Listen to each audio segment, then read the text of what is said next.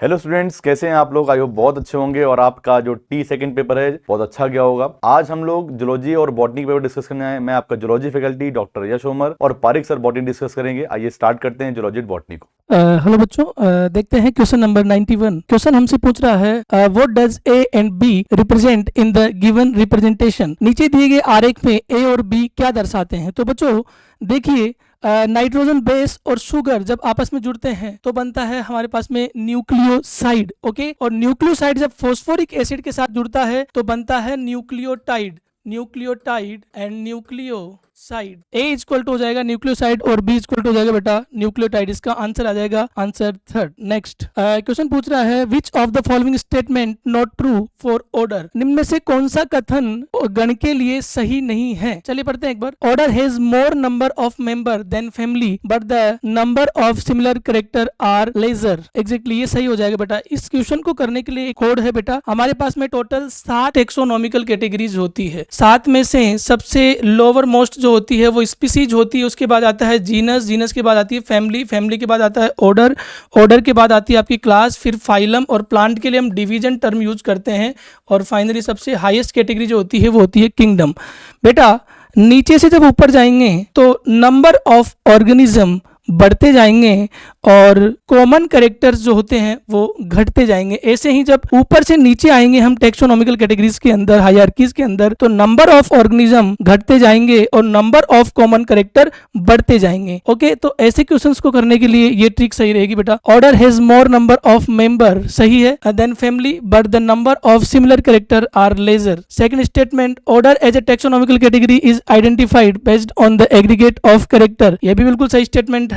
Plant families like Convolvulaceae and Solanaceae are included in order Polymonellus। Exactly ये भी सही हो जाएगा बेटा। Order being a lower category ये गलत हो जाएगा बेटा। Order lower category ना होकर higher categories में आएगी, ठीक है। तो इसका आंसर आ जाएगा only 4। नेक्स्ट क्वेश्चन देखते हैं। Choose the incorrect option with respect to some important rules of ICBN। ICBN की फुल फॉर्म होती है international code of botanical nomenclature. ICBN के कुछ महत्वपूर्ण नियमों के संबंध में गलत विकल्प का चयन कीजिए। पहला विकल्प बेटा, botanical nomenclature is independent of zoological and bacteriological nomenclature, बिल्कुल सही स्टेटमेंट होगा बेटा। बॉटनिकल नोमेनकल्चर के जो रूल्स होते हैं वो आईसीबीएन के अंदर होते हैं और जूलॉजिकल नोमेनकल्चर के जो रूल होते हैं वो आईसीजेडएन के अंदर होते हैं। इसी प्रकार से बैक्टीरिया या प्रोकैरियोटिक सेल्स के नोमेनकल्चर के जो रूल्स होते हैं वो आईसीएनबी के अंदर होते हैं, यानी कि international code of nomenclature of bacteria, ठीक है बेटा। Biological names are generally in Latin, बिल्कुल सही बात है, एंड प्रिंटेड इन इटैलिक्स, ये भी सही हो जाएगा। Both the words in biological name are separately underlined when hand, हाथ से लिखते टाइम दोनों टर्म को, जीनस को और स्पेसिफिक एपिथेट, इन दोनों को हम अलग अलग अंडरलाइन करते हैं। Name of the author is printed in italic, ये गलत हो जाएगा बेटा। ऑथर का नाम जो होता है वो कभी भी इटैलिक में हम कन्वर्ट नहीं करते हैं। हम ऑथर का नाम नॉर्मल सिंपल अल्फाबेट में लिखते हैं,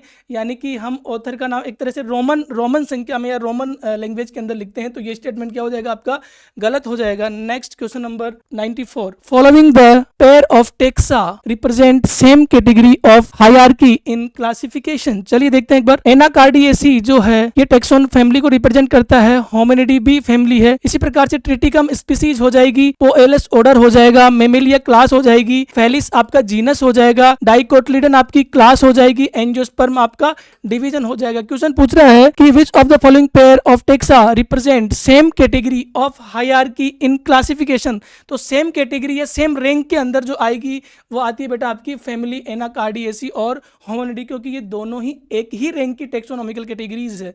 आंसर 1 आ जाएगा। नेक्स्ट, गेहूं के संदर्भ में विषम को पहचाने बेटा। Find the odd one out with respect to wheat.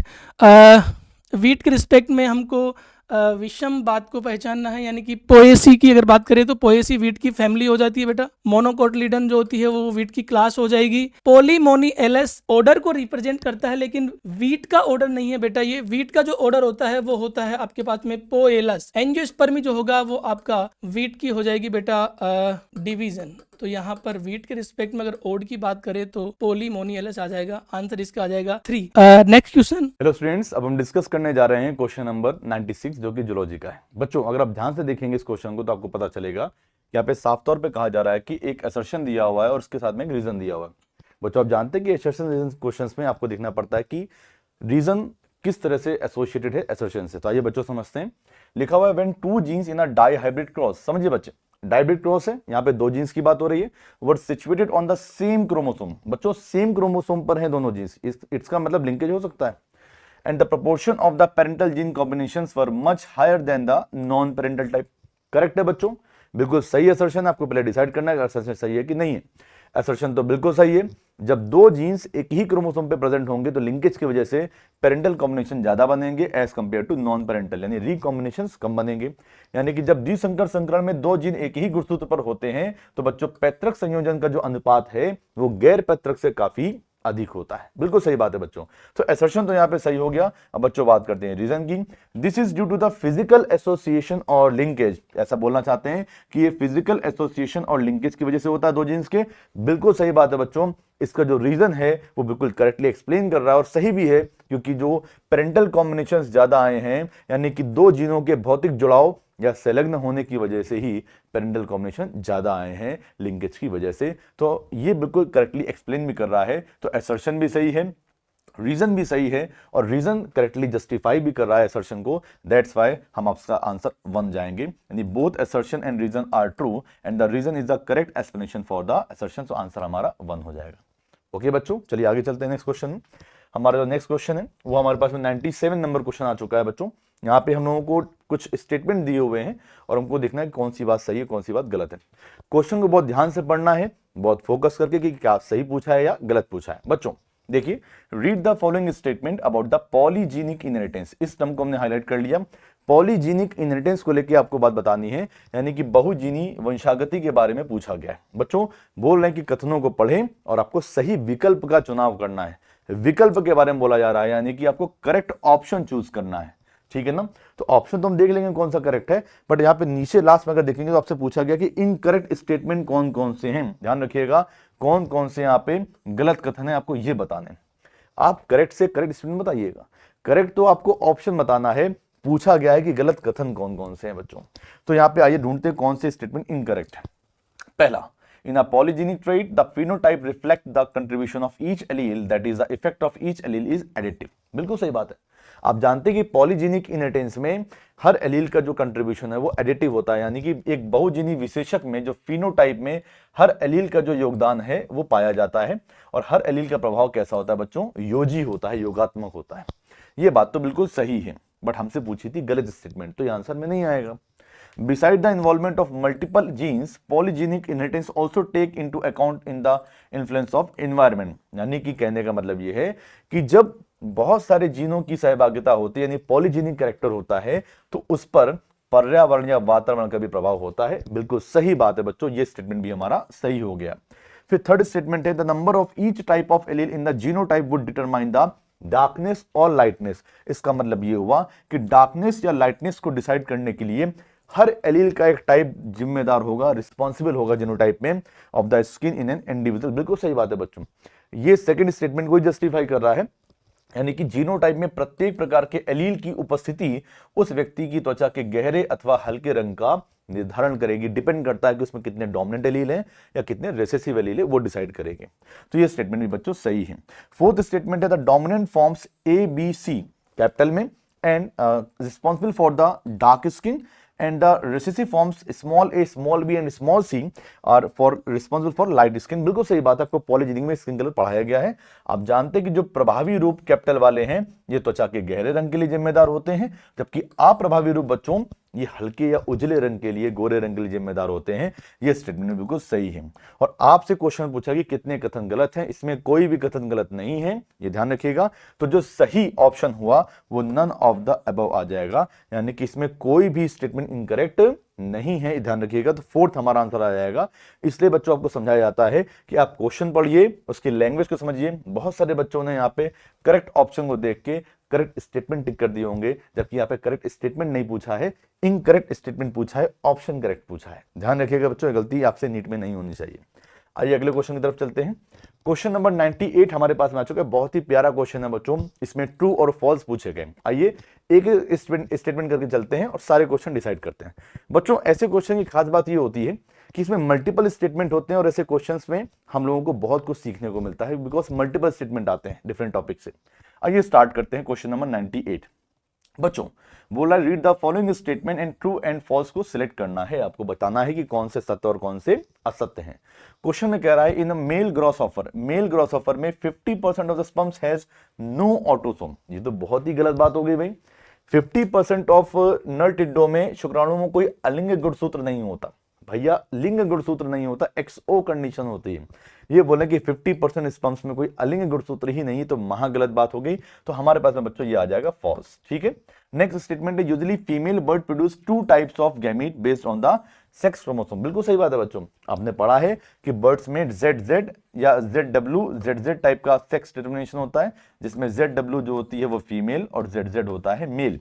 तो फीमेल हेट्रोगैमेटिक होती है बिकॉज उसके सेक्स क्रोमोसोम 2 तरह के होते हैं बच्चों। तो फीमेल बर्ड्स 2 तरह के गैमेट प्रोड्यूस करती है on the basis of sex chromosome. बिल्कुल सही बात है, तो ये तो हमारा हो जाएगा ट्रू। तो ये ट्रू हो गया, पहला वाला फॉल्स था। ठीक है बच्चों, यानी कि जो आमतौर पर मादा पक्षी है ये लिंग गुणसूत्रों के आधार पर 2 प्रकार के युग्मक बनाती है, बात बिल्कुल सही है बच्चों। थर्ड स्टेटमेंट है हमारे पास में failure of segregation of chromatid during the cell division result in the gain or loss of chromosome. सही बात है, आप जानते हैं मियोसिस के ड्यूरेशन में अगर सेग्रीगेशन के टाइम पे क्रोमेटिड स्प्लिट नहीं हो पाए तो वहां पे क्रोमोसोम्स का लॉस या गेन हो सकता है, जिसे आप लोग बच्चों कॉमनली एन्यूप्लॉइडी भी कहते हैं। आप जानते हैं डाउन सिंड्रोम इसका, टर्नर सिंड्रोम इसका एग्जाम्पल है बच्चों। ये हिंदी में अगर बोले तो उसको ऐसे बोल सकते हैं कि कोशिका विभाजन के दौरान अर्ध गुणसूत्रों के पृथक्करण की विफलता के परिणाम स्वरूप गुणसूत्रों की संख्या में वृद्धि या हानि भी हो सकती है। बिल्कुल सही बात है, तो ये हमारे पास में ट्रू आ जाएगा बच्चों। Henking could trace a specific nuclear structure throughout the या through the oogenesis of few insects. पढ़ने में सही लग रहा है बट फोकस करिए बच्चों, ये बोल रहे हैं कि हेंकिंग ने कुछ कीटों के अंड जनन की विभिन्न अवस्थाओं में एक विशेष केंद्र की संरचना का पता लगाया, जिसे इन्होंने एक्स बॉडी कहा था, आपको याद होगा। बट वो oogenesis नहीं बल्कि स्पर्मेटोजेनेसिस का अध्ययन कर रहे थे हेंकिंग, अगर आपको याद आया हो बच्चों। ये बहुत इंपॉर्टेंट पॉइंट हो, याद रखिएगा। oogenesis वर्ड ने इसको गलत बना दिया, यहाँ पे स्पर्मेटोजेनेसिस होता तो ये बात सही हो जाती, इसलिए ये हो जाएगा फॉल्स। तो अगर आप सीक्वेंस देखेंगे ABCD के लिए तो फॉल्स ट्रू ट्रू फॉल्स, तो फॉल्स ट्रू ट्रू फॉल्स हमारे पास में सेकंड ऑप्शन इसका बिल्कुल सही आ रहा है। आई होप ऐसे क्वेश्चन से आपने काफी कुछ सीखा होगा। आइए चलते हैं नेक्स्ट क्वेश्चन की तरफ। चलिए बच्चों, एक बहुत ही प्यारा क्वेश्चन है। आई होप बहुत सारे बच्चों का ये गलत हुआ होगा बट इसको बहुत अच्छे सीखे, आगे से ऐसी गलती नहीं होनी चाहिए। लिखा है स्टडी 2 केसेस केयरफुली। यहाँ पे 2 केस दिए हैं बच्चों, यहाँ पे 2 मामले दिए हुए हैं। पहला केस 1, दूसरा केस 2। केस 1 को पहले समझते हैं, सॉल्व करते हैं एक एक करके। केस 1 में मदर नॉर्मल है जबकि फादर को डिसीज है। समझिए, मदर नॉर्मल है और फादर को डिसीज है। और चिल्ड्रन में डॉटर्स ऑलवेज लिखा हुआ है बच्चों, ऑलवेज। ऐसा कोई ऑप्शन में नहीं कि कोई डॉटर नॉर्मल हुई हो, डॉटर ऑलवेज डिसीज हो गई। अच्छा, क्योंकि मदर नॉर्मल है और फादर में डिसीज है तो ऐसा लगेगा कि फादर से डॉटर में डिसीज जा रही है बच्चों, यानी कि विकार युक्त जो पिता है उससे पुत्री में जा रही है। तो कहीं ना कहीं यहाँ पे बच्चों को क्रिस क्रॉस देखने को मिल रहा है, फादर से डॉटर में डिसीज जा रही है, क्रिस क्रॉस हो रहा है। और ऑलवेज का मतलब हुआ कि हमेशा ही फादर से अगर जिन कोई भी गया तो जाता ही है वो तो एक्स, तो वहां पे आप जानते हैं कि वहां पे हमेशा बीमारी हो रही है, इसका मतलब यहाँ पे डोमिनेंट डिसीज होगी, पक्की बात, क्योंकि मदर तो नॉर्मल है। तो एक जीन भी जाएगा तो भी डिसीज कर देगा डोमिनेंट में, तो ये पक्की बात है कि एक्स लिंक डोमिनेंट है। तो मैंने यहाँ पे एक्स लिंक डोमिनेंट लिख दिया। अब ऑप्शन चेक करिए, एक्स लिंक डोमिनेंट सिर्फ एक में दिया हुआ है, बाकी किसी में भी एक्स लिंक डोमिनेंट नहीं है। आंसर तो हमारा यहीं से निकल आएगा, बट केस सेकंड को भी कर लेते हैं। जल्दी करने के लिए आप ऐसे कर सकते हैं कि भाई ये एक्स संलग्न प्रभावी विकार है, ये बात सही है, बट हम सेकंड केस को भी सॉल्व करते हैं बच्चों, क्योंकि बाकी तो किसी ऑप्शन में से दिया ही नहीं हुआ है ना। केस सेकंड को देखिए बच्चों, केस सेकंड बोला कि मदर में अभी डिसीज है लेकिन फादर कैसा है, नॉर्मल है। मदर डिसीज है, फादर नॉर्मल है, और सन और डॉटर दोनों में डिसीज आ रही है। बच्चों अगर पुत्र और पुत्रियों दोनों में डिसीज आ रही है, इसका मतलब डिसीज कैसी होगी, बोलो बेटा ऑटोसोमल हो गई, पहली बात। और मदर कैसी है, बोलो डिसीज है, फादर कैसा है, नॉर्मल। और यहां पे आप देखिए पुत्र पुत्री दोनों में जा रही है, इससे एक चीज तो समझ में आ रही है कि ये ऑटोसोमल डिसीज है। और लिखा कि कुड शो, ये लाइन बहुत इंपॉर्टेंट है, कुड शो, कर भी हो सकती है, डिसीज हो भी सकती है और नहीं भी हो सकती है, इसका मतलब ये डोमिनेंट डिसीज नहीं है, यानी कि पॉसिबिलिटी है कि हो भी सकती है और नहीं भी हो सकती है, इसका मतलब ये हो गया ऑटोसोमल रिसेसिव। बिल्कुल करेक्टली मैच कर गया हमारा आंसर फर्स्ट। तो केस फर्स्ट की डिसीज एक्स लिंक डोमिनेंट है एंड केस सेकंड की डिसीज ऑटोसोमल रिसेसिव डिसीज है बच्चों। आइए आगे चलते हैं नेक्स्ट क्वेश्चन की तरफ। बच्चों एक बहुत ही प्यारा क्वेश्चन है, 100 क्वेश्चन नंबर है। लिखा हुआ है choose the odd option with respect to sickle cell anaemia. Sickle cell anaemia यानी कि बच्चों आपसे बोल रहा है कि दात्र कोशिका अरक्तता के संबंध में आपको विषम या ऑड बात चुननी है, जो कि सामान्य बात ना हो। सुनिए बच्चों ध्यान से, बहुत ही बेसिक और इजी क्वेश्चन है, एनसीईआरटी की लाइन से फ्रेम किया गया। पहला स्टेटमेंट है it is a result of point mutation, यानी कि यह बिंदु उत्परिवर्तन का परिणाम है। सही बात है बच्चों, सिकल सेल एनीमिया बिंदु उत्परिवर्तन यानी कि सब्स्टिट्यूशन या प्रतिस्थापन प्रकार के बिंदु उत्परिवर्तन का एक बहुत ही अच्छा उदाहरण है, तो ये बात तो सही है। सेकंड स्टेटमेंट है कि GUG in the mRNA is replaced by GAG. अगर बच्चों आपको याद हो कि एमआरएनए जब हम बनाते थे 5' एंड से 3' एंड पे, तो यहाँ पे जो 6th कोडॉन होता था एमआरएनए पे वो जीएजी होता था नॉर्मल में, और म्यूटेंट वाले में यानी म्यूटेशन के बाद में सिकल सेल जिसे बनता था वहां पे जीयूजी हो जाता था। जबकि यहां पे क्या कह रहे हैं कि GUG in the mRNA is replaced by GAG. बच्चों सिकल सेल एनीमिया में तो जीएजी की जगह पे जीयूजी आ जाता है। इन्होंने जस्ट उल्टी बात कर दी है कि एमआरएनए में जीओजी को जीएजी द्वारा प्रतिस्थापित किया जाता है, जो कि गलत बात हो गई, तो ये बात तो गलत है। अगला है it shows the pleiotropic effect. बिल्कुल सही बात है बच्चों, sickle cell anaemia pleiotropic effect दिखाती है, यानी ये बहुप्रभाविता को दिखाती है। आप बच्चों अच्छी तरह जानते होंगे प्लियोट्रोपी क्या होती है। जब एक सिंगल जीन की वजह से मल्टीपल फिनोटाइपिक एक्सप्रेशन चेंज होते हैं, इसमें भी वही होता है। आरबीसी का शेप चेंज होने से बहुत सारे ऑर्गन्स की ब्लड सप्लाई कम हो जाती है, तो ऑर्गन का डिसफंक्शन हो जाता है, स्प्लीन का डिसफंक्शन हो जाता है, और मल्टीपल इश्यूज आ जाते हैं बॉडी में, यानी कि मल्टीपल इफेक्ट आते हैं, तो इस वजह से इसे प्लियोट्रोपी भी कहते हैं। फोर्थ स्टेटमेंट, ये तो थर्ड तो सही हो गया बच्चों। फोर्थ देखते हैं, लिखा हुआ कि mutant haemoglobin molecule undergo polymerisation under low oxygen tension. बिल्कुल सही बात है बच्चों कि जो उत्परिवर्तित हीमोग्लोबिन अणु है वो निम्न ऑक्सीजन के तनाव में बहुलीकरण से गुजरता है। ये बात भी बिल्कुल सही है। क्वेश्चन में पूछा था कि यहाँ पे कौन सी बात गलत या विषम ऑड लग रही है, तो सिकल सेल एनीमिया को लेके हमें ये जो सेकंड स्टेटमेंट है ये थोड़ा अपोजिट या ऑड लग रहा है, तो हमारे पास में सेकंड इसका करेक्ट आंसर आ जाएगा। ओके बच्चों, देखते हैं बेटा क्वेश्चन नंबर 101। क्वेश्चन हमसे पूछ रहा है which of the following statement is not true regarding taxonomical categories। बच्चों मैं आपको 3 टर्म यहाँ पर बता रहा हूँ, इसको थोड़ा ध्यान से देखना। रैंक, टैक्सोनॉमिकल कैटेगरीज और टैक्सोन, इन तीनों में क्या डिफरेंस है। बच्चों अगर मैं यहाँ पर 1 लिखता हूँ तो टैक्सोनॉमिकल कैटेगरीज की जगह मुझे लिखना पड़ेगा किंगडम, और किंगडम एक ऐसी कैटेगरी है जिसमें आते हैं 5 टैक्सोन। आप सभी बच्चे जानते हैं, मोनेरा, प्रोटिस्टा, फंजाई, प्लांटी और एनिमेलिया। अर्थात अगर मैं 1 की बात करूँ तो ये रैंक हो गई, टैक्सोनॉमिकल कैटेगरीज लाइक किंगडम, और इस किंगडम यानी कि जो कि एक टैक्सोनॉमिकल कैटेगरीज है, इसके अंदर 5 टैक्सोन आते हैं, मोनेरा, प्रोटिस्टा, फंजाई, प्लांटी और एनिमेलिया। हमारे पास टोटल 7 ऑब्लिगेट टैक्सोनॉमिकल कैटेगरीज है, और इन 7 ऑब्लिगेट टैक्सोनॉमिकल कैटेगरीज के अंदर नीचे से जब हम ऊपर जाते हैं तो कॉमन कैरेक्टर्स घटते हैं बेटा, और नंबर ऑफ ऑर्गेनिज्म बढ़ते हैं। ठीक उसी प्रकार से जब ऊपर से नीचे आते हैं तो कॉमन कैरेक्टर्स बढ़ते हैं और ऑर्गेनिज्म के नंबर घटते हैं। अब हम इस क्वेश्चन को सॉल्व करते हैं। स्टेटमेंट 1 बोल रहा है genus comprises A group of related species which have more character in common than species of other genera। बिल्कुल सही स्टेटमेंट है। वंश में संबंधित जाति का एक वर्ग आता है जिसमें स्थित जाति के गुण अन्य वंश में स्थित जाति की तुलना में अधिक समान होते हैं। बिल्कुल सही बात है। Family has a group of related genera, सही बात है ये, with less number of similarities as compare to the genus. Genus की रिस्पेक्ट में आपकी जो फैमिली होती है उसमें कम कॉमन कैरेक्टर होते हैं क्योंकि फैमिली जीनस से ऊपर आती है, तो ये स्टेटमेंट भी आपका बिल्कुल ट्रू हो जाएगा बेटा। हमसे पूछा है not true. Order being highest categories of taxonomical hierarchy as the most specific characteristic among taxonomical categories, ये गलत हो जाएगा बेटा आपका स्टेटमेंट। ऑर्डर हाईएस्ट कैटेगरीज नहीं है बेटा, आपकी हाईएस्ट कैटेगरी आ जाती है किंगडम, तो ये स्टेटमेंट आपका गलत हो गया। Kingdom is the highest category in the taxonomical hierarchy, ये बिल्कुल सही स्टेटमेंट हो जाएगा। आपका आंसर आ जाएगा बेटा 3rd। Next question, question number 102। बेटा जब हम एक लिविंग टिश्यू के अंदर ऑर्गेनिक कंपाउंड का एनालिसिस करते हैं तो कुछ मेथड्स यूज में लेते हैं, वही मेथड यहाँ पर बताई गई है बेटा। सबसे पहले हम एक लिविंग टिश्यू लेंगे जिसे हम ट्राईक्लोरोएसिटिक एसिड के साथ में ग्राइंडिंग कर लेंगे या पीस लेंगे। जब वो पूरी स्लरी बन जाएगी, थिक स्लरी बन जाएगी, उसके बाद में इस स्लरी को हम चीज क्लॉथ से छान लेंगे। छानने के बाद हमें दो फ्रैक्शन मिलेंगे। एक फ्रैक्शन को हम बोलेंगे फिल्ट्रेट या एसिड सोल्यूबल पुल, और दूसरे फ्रैक्शन को बोलेंगे रिटेंटेट या एसिड इनसोल्यूबल पुल। जो छन कर नीचे आता है वो एसिड सोल्यूबल है, जो नहीं छन पाता वो एसिड इनसोल्यूबल है बेटा। एसिड सोल्यूबल को हम ए से रिप्रेजेंट कर रहे हैं और एसिड इनसोल्यूबल को हम बी से रिप्रेजेंट कर रहे हैं।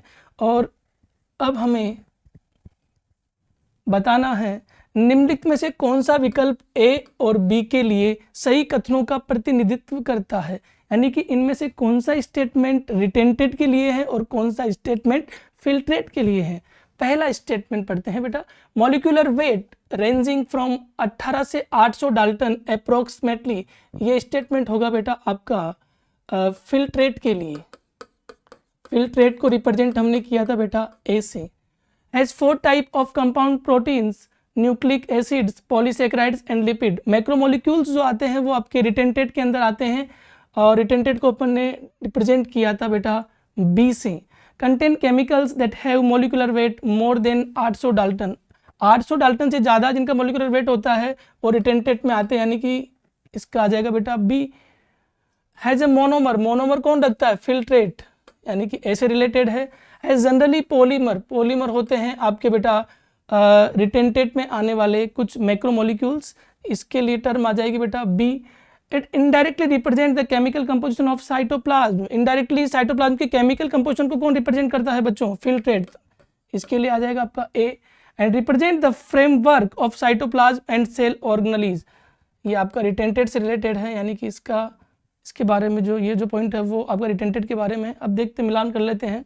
फर्स्ट 4 6 ए से रिलेटेड हो जाएगा, ठीक है, फर्स्ट 4 6, ठीक है, और आपका सेकंड, थर्ड, 5 एंड 7 ये आपका बी से रिलेटेड हो जाएगा। नेक्स्ट क्वेश्चन देखते हैं। Assertion with the increase in substrate concentration the velocity of enzymatic reaction rise at first, the reaction ultimately reach a maximum velocity which is not exceed by any further rise in concentration of substrate। सही बात है बेटा। देखो enzyme का जो molecules होते हैं वो रिएक्शन के अंदर कम मात्रा में होते हैं, और जब तक सेचुरेशन नहीं आ जाता एंजाइम्स के मॉलिक्यूल का तब तक रेट बढ़ती है सबस्ट्रेट के बढ़ाने से। लेकिन एक टाइम के बाद जब सेचुरेट हो जाता है या सेचुरेशन आ जाता है, सारे एंजाइम के मॉलिक्यूल सबस्ट्रेट से बन जाते हैं, उसके बाद आप सबस्ट्रेट कितना भी बढ़ाइए आपकी रिएक्शन की रेट नहीं बढ़ेगी बेटा। तो एसर्शन तो सही है। रीजन क्या बोल रहा है, the enzyme molecule are few, यानी कम होते हैं, देन द सबस्ट्रेट मॉलिक्यूल, सही बात है। After saturation of these molecule there are no free enzyme molecules to bind with the additional substrate molecule, सही बात है। रीजन भी सही है, एसर्शन भी सही है, और आपका रीजन जो होता है वो एसर्शन की व्याख्या भी कर रहा है। इसका आंसर आ जाएगा बेटा आपका 1। नेक्स्ट, पूर्वावस्था यानी प्रोफेज के पूर्ण होने को निम्न के द्वारा चिन्हित किया जाता है, यानी कि लेट प्रोफेज के अंदर फाइनली क्या क्या हो जाता है ये हमसे पूछना चाह रहा है। लेट प्रोफेज के अंदर गुणसूत्र पदार्थ संघनित होकर सघन समसूत्री गुणसूत्र बन जाते हैं, बिल्कुल सही स्टेटमेंट है। कंडेंसेशन कंप्लीट हो जाता है। गुणसूत्र का डीकंडेंसेशन यानी विसंघनन आरंभ, गलत बात बेटा। ये जो फीचर है गुणसूत्र का डीकंडेंसेशन ये टीलोफेज से संबंधित है। समसूत्री तर्कों के संयोजन का आरंभन, ये भी बात सही है। माइटोटिक स्पिंडल एपरेटस की जो असेंबली होती है वो भी प्रोफेज के अंदर ही हो जाती है बेटा। तो आपका ए और सी ये दो स्टेटमेंट सही है, आंसर आ जाएगा आपका 4। नेक्स्ट, कॉलम 1 और सेकंड दोनों को मिलाना है बेटा। ऐसे क्वेश्चंस को करने के लिए आप एक बार पहले कॉलम 2 को पढ़ लीजिए। Segregation of sister chromatids, segregation of sister chromatid ये होता है बेटा आपका एनाफेज सेकंड के अंदर।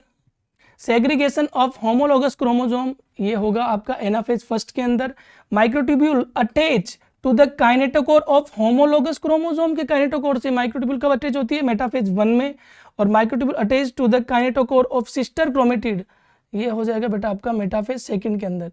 ए के अंदर बी आ रहा है, सेकंड के अंदर आ रहा है बेटा आपका सी, थर्ड में देखिए डी आ रहा है एंड फोर्थ में ए आ रहा है। आंसर आपका हो जाएगा इसमें 4। स्टूडेंट्स अब हम डिस्कस करते हैं जूलॉजी का क्वेश्चन नंबर 106 देखिए एक बहुत ही प्यारा डायग्राम दिया हुआ है यहाँ पे। इस क्वेश्चन को समझिए।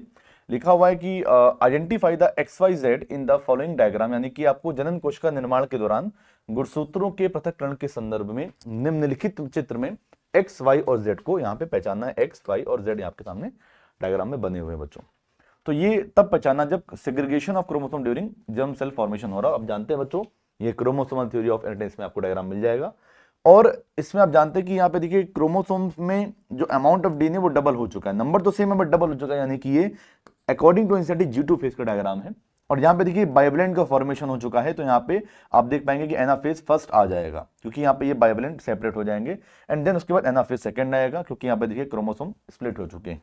तो ये हमारा G2 आ जाएगा, anaphase first and then anaphase second. आइए मैच कर लेते हैं। तो एस फेज तो नहीं होगा, एस भी नहीं होगा, G2 फेज सही है, ये दोनों पॉसिबिलिटी है, then anaphase first then anaphase second, metaphase possible नहीं है बच्चों। तो ये हमारा करेक्ट सेकंड आंसर आ जाएगा। ओके, चलिए पश्चावस्था फर्स्ट, पश्चावस्था second and G2 phase. Next easy question था, डायग्राम बेस्ड था, एनसीईआरटी बेस्ड था, आपने इजीली कर लिया होगा आई होप। अभी बहुत ही एक यूनिक क्वेश्चन आया है यहाँ पे, देखिए असर्शन और रीजन बेस्ड क्वेश्चन है। यहाँ पे क्वेश्चन में साफ साफ कह रहा है कि a person suffering from Klinefelter syndrome has an overall masculine development. बिल्कुल सही बात है बच्चों, कि जिस पर्सन में क्लाइनेफेल्टर सिंड्रोम होता है उसका समग्र रूप से पुम प्रधान यानी पुरुष के जैसा ही विकास होता है। मैस्कुलिन फीचर्स होते हैं, पुरुष के जैसे ही फीचर्स होते हैं बच्चों। और रीजन कह रहा है कि individuals suffering from Klinefelter syndromes show gynaecomastia. बिल्कुल सही बात है, क्लाइनेफेल्टर सिंड्रोम में जो पुरुष होते हैं वो गायनेकोमेस्टिया शो करते हैं, और साथ ही साथ वे जननक्षम होते हैं, ये ऐसी बात कह रहे हैं, यानी कि वो फर्टाइल होते हैं बच्चों। जबकि आप जानते हैं कि ऐसे पर्सन जिनको क्लाइनेफेल्टर सिंड्रोम होता है, ऐसे पर्सन स्टेराइल होते हैं, फर्टाइल नहीं होते। तो असर्शन तो बिल्कुल सही बात है, बट रीजन गलत बोल रहा है, इस वजह से हमारे पास में assertion is true but reason is false, यानी आंसर 3 सही ऑप्शन रहेगा हमारे लिए। आइए बच्चों नेक्स्ट क्वेश्चन की तरफ चलते हैं। नेक्स्ट क्वेश्चन में भी हमें कुछ स्टेटमेंट दिए हुए हैं। अच्छे रिवीजन के लिए कुछ स्टेटमेंट वाले क्वेश्चन लगाने बहुत जरूरी होते हैं। इन स्टेटमेंट को देखिए, यहाँ पे आपको करेक्ट स्टेटमेंट के बारे में सिलेक्शन करना है। तो बोला haemophilia is a sex linked recessive, यानी बिल्कुल सही बात है। एक्स क्रोमोसोम पे इसका जीन होता है और ये रिसेसिव डिसीज है, बिल्कुल सही बात है। उसके बाद में Down syndrome is due to aneuploidy, ये बात भी बिल्कुल सही है कि डाउन सिंड्रोम एन्यूप्लॉइडी एग्जांपल होता है। आप जानते हैं Down syndrome is occurs due to the trisomy at 21st chromosome. Now phenylketonuria is an autosomal recessive gene disorder, ये बात भी बिल्कुल सही है बच्चों। और सिकल सेल एनीमिया एक एक्स लिंक्ड रिसेसिव जीन है, ये गलत हो गया यहाँ पे। सिकल सेल एनीमिया आप जानते हैं कि एक ऑटोसोमल रिसेसिव डिसीज है, यहाँ पे बोला कि एक्स लिंक्ड है, तो यहाँ पे फर्स्ट सेकंड थर्ड तो स्टेटमेंट सही है, बट फोर्थ यानी दात्र कोशिका अरक्तता एक एक्स संलग्न अप्रभावी जीन विकार है, ये बात गलत हो गई। बाकी तीनों स्टेटमेंट सही हैं, तो हमारे पास में फर्स्ट सेकंड थर्ड के हिसाब से फोर्थ ऑप्शन सबसे बेस्ट हो जाएगा। चलिए बच्चों अब हम आगे चलते हैं। Human blood group is ABO instead of ABC because of O in it refers to, यानी कि मानव में जो ब्लड ग्रुप है वो ABC की जगह ABO होता है, क्योंकि इसमें O का क्या मतलब होता है। तो बच्चों O का मतलब आप जानते हैं कि O का मतलब है कि कोई भी एंटीजन RBC की सरफेस पे प्रेजेंट नहीं है। तो no antigen on antigen A और B ऑन RBC सरफेस। क्या इसका ये मतलब हो सकता है कि अदर एंटीजन प्रेजेंट हैं? हो सकता है, बट O का ये मतलब नहीं होता है। एंटीजन तो हो सकते हैं, लाइक RH एंटीजन होता है, बट O का ये मतलब नहीं होता है, ठीक है। Over dominance of its gene over A and B, ये तो बिल्कुल गलत बात है। O तो रेसेसिव एलील में आता है, IO रेसेसिव एलील होता है, ये डोमिनेट कैसे कर पाएगा A और B को? यानी ये कह रहा है कि A और B पर इसके जीन की अधिक प्रभाविता है, नहीं, गलत बात है बच्चों, ये भी गलत है। फिर केवल एक प्रतिरक्षी या तो प्रति A या प्रति B, यानी एक एंटीबॉडी मिलेगी O में, नहीं, दोनों मिलती हैं, बट इस ABO में O का मतलब ये बिल्कुल भी नहीं होता है, और ये बात भी गलत है वैसे तो सबसे बेस्ट आंसर हमारे पास में फर्स्ट आ जाएगा रिगार्डिंग दिस क्वेश्चन। चलिए बच्चों नेक्स्ट क्वेश्चन तरफ चलते हैं, बहुत ही प्यारा क्वेश्चन है। पूछ रहे हैं कि प्योर टॉल पी प्लांट को हमने क्रॉस कराया प्योर डॉफ प्लांट से। मुझे इसको देखते ही मोनो हाइब्रिड क्रॉस याद आ रहा है मेंडल का, यानी शुद्ध लंबे मटर के पौधे का क्रॉस शुद्ध बौने पौधे के साथ कराया, और F1 के सभी पौधे लंबे मिले, बिल्कुल जेन्युइन बात है, डोमिनेंस के अकॉर्डिंग लंबे ही मिलेंगे, जो कि आपको पढ़ाया गया होगा। तो पूछ रहे हैं कि भैया ये किस वजह से हुआ, किसका रीजन क्या है? तो आप जानते हैं लॉ ऑफ डोमिनेंस की वजह से ही ये पॉसिबल है। F1 जनरेशन में कोई एक कैरेक्टर एक्सप्रेस होता है, कोई एक एलील ही एक्सप्रेस करता है जो कि डोमिनेंट होता है, तो डोमिनेंस की वजह से ही F1 जनरेशन में टॉल प्लांट आए, डॉफ प्लांट नहीं आए। ये बोल रहे हैं कि disappearance of factor for the डॉफनेस in F1। बच्चों अगर आप F1 को देखें तो आप इसको कुछ ऐसे कर सकते हैं कि कैपिटल टी के क्रॉस स्मॉल टी से कराया, F1 जनरेशन में कैपिटल टी स्मॉल टी दोनों एलील आएंगे। तो क्या F1 जनरेशन में क्या रेसेसिव फैक्टर या रेसेसिव एलील एब्सेंट था? नहीं, ये तो बिल्कुल गलत बात है। ये बोल रहे हैं सेग्रीगेशन की वजह से, नहीं, सेग्रीगेशन की वजह से तो गैमेट बनेंगे और रेसेसिव अगली जनरेशन में शो करेगा, ये बात तो इस पॉइंट के लिए सही नहीं है। फिर कोऑर्डिनेशन नहीं, यहाँ पे कोई भी कोऑर्डिनेशन नहीं है, ना ही कोडोमिनेंस है, कंफ्यूज मत होइएगा। तो समन्वय भी गलत हो जाएगा, कारकों का पृथक्करण भी गलत हो जाएगा। F1 पीढ़ी में बौने कारक का लुप्त होना, जो कि गलत है, यहाँ पे तो प्रेजेंट है रिसेसिव फैक्टर, और प्रभाविता का नियम इंपॉर्टेंट है इसके लिए। ओके, देखते बेटा क्वेश्चन नंबर 111। क्वेश्चन हमसे पूछ रहा है, read the following statement and choose the correct option.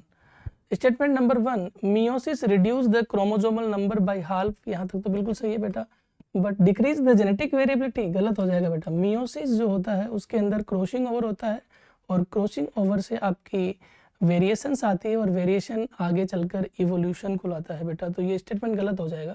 After telophase 1, the chromosome often reach the extremely extended state of dispersion even higher than the interphase nucleus। ये बिल्कुल गलत statement है बेटा। इसको समझने के लिए एक बार हम थोड़ा सा इसको देख लेते हैं।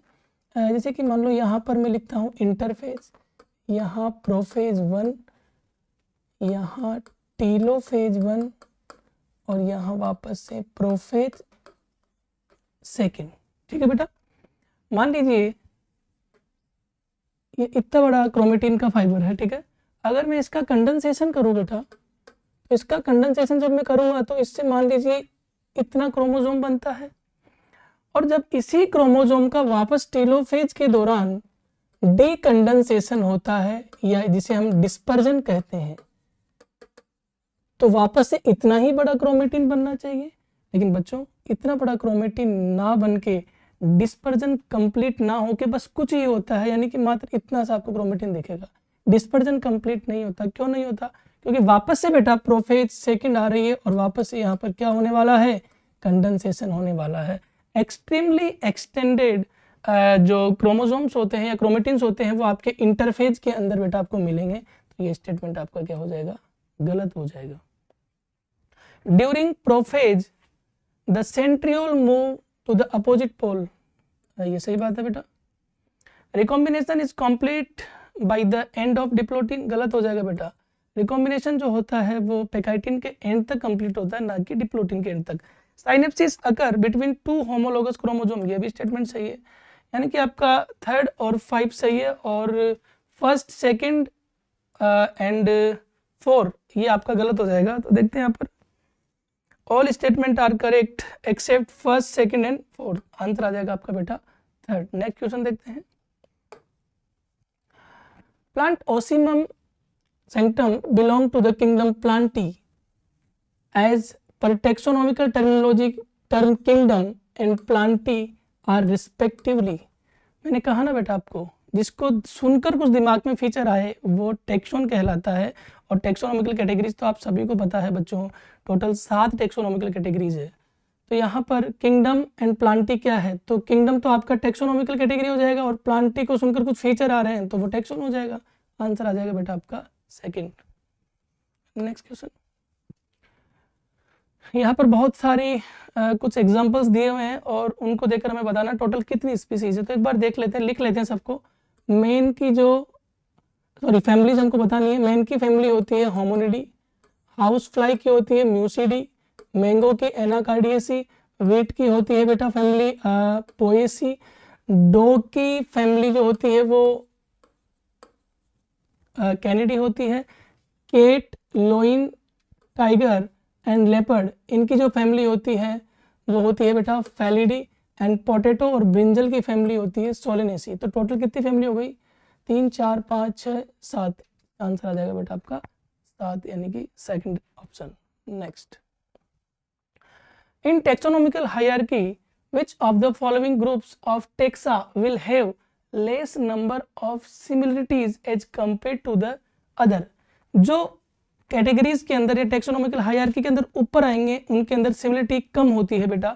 देख लेते हैं, सोलनेसी, कॉन्वोलुलेसी और पोएसी ये आपकी फैमिली को रिप्रेजेंट करते हैं। पोलीमोनियलस, पोएलस और सेपिंडेलस ये ऑर्डर को रिप्रेजेंट करते हैं। सोलेनम, पिटूनिया एंड धतुरा ये जो है बेटा ये आपके जीनस को रिप्रेजेंट करते हैं, और लेपर्ड, टाइगर और लोइन ये स्पीसीज को रिप्रेजेंट करते हैं। तो जो सबसे ऊपर होगा हायरार्की में उसके अंदर लेस नंबर ऑफ सिमिलरिटीज होगी। सबसे ऊपर कौन आता है? ऑर्डर, यानी कि आपका आंसर आ जाएगा second, polemoniales, poales and sapindales. Next question number 115, बहुत ही इजी क्वेश्चन है बेटा, एनसीईआरटी की लाइन है। Which of the following species concept is based upon reproductive isolation? तो इसका आंसर आ जाएगा बेटा बायोलॉजिकल कंसेप्ट। स्टूडेंट्स, अब हम डिस्कस करेंगे क्वेश्चन नंबर 116। बच्चों, इस क्वेश्चन में बहुत साफ तौर पर पूछा गया है कि F2 generation of a cross produce identical phenotype and genotype ratio, यानी कि किसी क्रॉस की संकरण की F2 पीढ़ी में फिनोटाइप और जीनोटाइप का अनुपात समान पाया गया। ठीक है, और पूछ रहा कि it is not expected Mendelian result. बिल्कुल सही बात है। According to Mendel F2 generation में phenotype ratio, genotype ratio monohybrid और डाइहाइब्रिड दोनों में ही अलग अलग होते हैं, जबकि ये कह रहे हैं कि मेंडेलियन के अकॉर्डिंग ना होकर एक अलग ही वैरायटी मिली जिसमें फिनोटाइप और जीनोटाइप रेशियो सेम मिल गए। तो ये किसकी वजह से हो सकता है? बच्चों, आप जानते हैं कि को डोमिनेंस ऑफ और इनकम्प्लीट डोमिनेंस, यानी कि सह प्रभाविता और अपूर्ण प्रभाविता में ऐसा होता है। इसका सबसे बेस्ट आंसर हो जाएगा अपूर्ण प्रभाविता, क्योंकि आप जानते हैं बच्चों कि इंडिपेंडेंट अशॉर्टमेंट में तो इसी वजह से तो रेशियो अलग आया था। लिंकेज की वजह से ऐसा कुछ होता नहीं है। None of the above possible नहीं, बिकॉज हमारे पास में एक सूटेबल आंसर है, यानी कि इनकम्प्लीट डोमिनेंस, जिसमें आप जानते हैं कि phenotypic ratio is equal to genotypic ratio is equal to 1:2:1। Okay, चलिए नेक्स्ट क्वेश्चन की तरफ चलते हैं। नेक्स्ट क्वेश्चन बहुत ही अच्छा क्वेश्चन है। कह रहे हैं कि राउंड सीड ट्रेट यहां पर डोमिनेंट है ओवर द रिंकल्ड, यानी कि capital R is dominant over small R. And in P heterozygous rounded seed, यानी कि आपने हेट्रोजाइगस राउंड सीड को क्रॉस कराया रिंकल्ड सीड के साथ में, तो कहीं बच्चों ऐसा तो नहीं देख के लग रहा है कि ये F1 हाइब्रिड का हम रिसेसिव पेरेंट से क्रॉस करा रहे हैं, यानी कहीं ना कहीं ये टेस्ट क्रॉस लग रहा है। और आप क्रॉस कराएंगे तो यहाँ पे 1:1 के केस में यहाँ पे आपको राउंड और रिंकल्ड सीड देखने को मिल जाएंगे। तो बोल रहे हैं कि मटर में गोल बीज विशेषक वाले झुर्रीदार बीज पर प्रभावी है, और विषम युग्मजी गोल बीज वाले पौधे का झुर्रीदार बीज के साथ संकरण कराते, तो संभावित संतति क्या हो सकती? देखिए, नंबर तो हम गेस नहीं कर सकते, बट हाँ 1:1 के रेशियो में हमें राउंड और रिंकल्ड सीड मिलने चाहिए। देखिए यहाँ पे 302 और 102 का डिफरेंस काफी 3 टाइम्स का डिफरेंस आ रहा है। यहाँ पे भी डबल का डिफरेंस ऑलमोस्ट, यहाँ पे लगभग ऑलमोस्ट 1:1 आ सकता है। तो ये हमारा नियर मोस्ट आंसर हो जाएगा। तो बच्चों, लगभग ये हमारा नियर मोस्ट आंसर आ जाएगा 102 एंड 99। तो ये हमारा बिल्कुल सही आंसर आ जाएगा according to question. Test cross में बच्चों 1:1 ही आता है, आप जानते हैं, मोनोहाइब्रिड में। नेक्स्ट क्वेश्चन देखेंगे बच्चों, लिखा हुआ है in human beings where the genotype capital A, capital B, capital C जो हमारे लिखे हुए हैं represents the dark skin colour, जबकि स्मॉल लेटर्स वाले लाइट को रिप्रेजेंट कर रहे हैं, लाइट कलर को रिप्रेजेंट कर रहे हैं स्किन के। नाउ ये अगर हेट्रोजाइगस कंडीशन में अगर आ जाए तो इंटरमीडिएट स्किन कलर आता है। And the pattern of genetic inheritance can be termed, इस पैटर्न को क्या बोल सकते हैं? बट अकॉर्डिंग टू मेंडल अगर आप देखें तो एक भी डोमिनेंट अगर एलील आ गया तो डोमिनेट आना चाहिए था, बट ये बोल रहे हैं कि इंटरमीडिएट स्किन कलर आता है। आपने पढ़ा बच्चों पॉलीजीनिक इनहेरिटेंस, जिसमें आपने पढ़ा होगा कि इंटरमीडिएट कलर मुलेटो में प्रेजेंट होता था बच्चों, जब हम बहुत ज्यादा डार्क और बहुत ज्यादा लाइट स्किन कलर वालों का क्रॉस, यानी इसका इस जीनोटाइप का क्रॉस इस जीनोटाइप से कराते थे, रिसेसिव वाले से, इस वाले से, तो हमें मुलेटो प्रेजेंट होते थे, मुलेटो मिलते थे, जिसमें 3 डोमिनेंट एलील होते थे और साथ में ही 3 रिसेसिव एलील भी प्रेजेंट होते थे। तो बच्चों क्वेश्चन एक बार फिर समझते हैं हिंदी में। मनुष्यों में जहां जीनोटाइप ये डोमिनेंट वाले जो कि गहरी त्वचा को रिप्रेजेंट कर रहे हैं और जो कि रिसेसिव वाले हल्की त्वचा का रिप्रेजेंट कर रहे हैं, जब इनका क्रॉस कराने पे एक हमें मध्यवर्ती त्वचा अगर मिलता है तो ये आनुवंशिक वंशानुक्रम के पैटर्न को किस प्रकार से समझा सकता है? तो बच्चों पहली बात तो ये बहुजीनी है, तो बहुप्रभाविता तो गलत हो जाएगा, पॉलीजीनिक है। और साथ ही साथ ये मात्रात्मक है कि गुणात्मक? बच्चों ये मात्रात्मक होता है, गुणात्मक वर्ड यहाँ पे गलत हो जाएगा, तो मात्रात्मक के हिसाब से फोर्थ आंसर हमारा सुटेबल हो जाएगा। बिकॉज आप जानते हैं बच्चों पॉलीजीनिक जो होती है वो क्वांटिटेटिव होती है, और मैंने आपको अभी बताया था कि पॉलीजीनिक में हर एलील का जो कंट्रीब्यूशन होता है वो एडिटिव होता है, हर एलील का अपना एक कंट्रीब्यूशन होता है। तो ये quantity of dominant and recessive allele पे डिपेंड करता है कि फिनोटाइप कैसा आएगा। इस वजह से हमारा फोर्थ ऑप्शन यहाँ पे बेस्ट हो जाएगा। ठीक है बच्चों, आइए नेक्स्ट क्वेश्चन की तरफ चलते हैं। क्वेश्चन नंबर 119 देखिए बच्चों, लिखा हुआ है which of the following will not result in variation among the siblings. तो सिबलिंग्स के बीच में वेरिएशन का कौन सा कारण नहीं हो सकता? सिबलिंग्स यानी जो सगे भाई बहन या सहोदर होते हैं, इनके बीच में विभिन्नता कारण या भिन्नता कारण नहीं होगा। देखिए बच्चों, इंडिपेंडेंट असॉर्टमेंट तो विभिन्नता या वेरिएशन लाता ही है, तो ये तो कारण है। क्रॉसिंग ओवर भी विभिन्नता लाता है, रिकॉम्बिनेशन भी विभिन्नता लाता है, बट हाँ लिंकेज कह सकते हैं। गिवन ऑप्शंस के कंपेयर में जो लिंकेज या संलग्नता है, ये एक ऐसा ऑप्शन है जो पेरेंटल ट्रेट्स को प्रिजर्व करेगा, वेरिएशन को नहीं लाएगा। तो यहाँ पे सुटेबल आंसर हमारे पास में 4th आ जाएगा। ठीक है बच्चों अब हमारे पास में क्वेश्चन नंबर 120 आ रहा है। बच्चों 120 को अगर ध्यान से देखेंगे तो पता चलेगा हमें 2 स्टेटमेंट दिए हुए हैं। बच्चों स्टेटमेंट 1 स्टेटमेंट 2 कह रहा है कि Sutton and Boveri noted that behaviour of chromosome was parallel to the behaviour of gene. यानी कि सटन और बावरी ने देखा कि गुणसूत्रों का जो व्यवहार है वो जीन के व्यवहार के समानांतर है। बिल्कुल सही बात है, पैरेलल बिहेवियर देखा, ऑब्जर्व किया सटन एंड बावरी ने कि जैसा बिहेवियर क्रोमोसोम शो कर रहे हैं वैसा ही जीन कर रहे हैं। बात तो बिल्कुल सही है स्टेटमेंट 1 की। स्टेटमेंट 2 कह रहे हैं कि Sutton united the knowledge of chromosomal segregation with Mendelian principle and called the chromosomal theory of interest. NCERT की लाइन है बच्चों, बिल्कुल बेसिक और इंपॉर्टेंट लाइन है कि सटन और ने क्रोमोसोम के विसंयोजन के ज्ञान को मेंडल के सिद्धांतों के साथ जोड़कर वंशागति का क्रोमोवाद सिद्धांत प्रस्तुत किया। दोनों ही बातें सही हैं, दोनों ही स्टेटमेंट सही हैं, हमारे पास में सुटेबल आंसर 1 आ जाएगा। ओके बच्चों, देखते बेटा क्वेश्चन नंबर 121। क्वेश्चन पूछ रहा है हमसे, Anacardiaceae family belonging to the, बेटा द लिविंग वर्ल्ड के अंदर लास्ट में एक टेबल दी हुई है, उसके अंदर एनाकार्डियेसी के बारे में थोड़ा जिक्र है।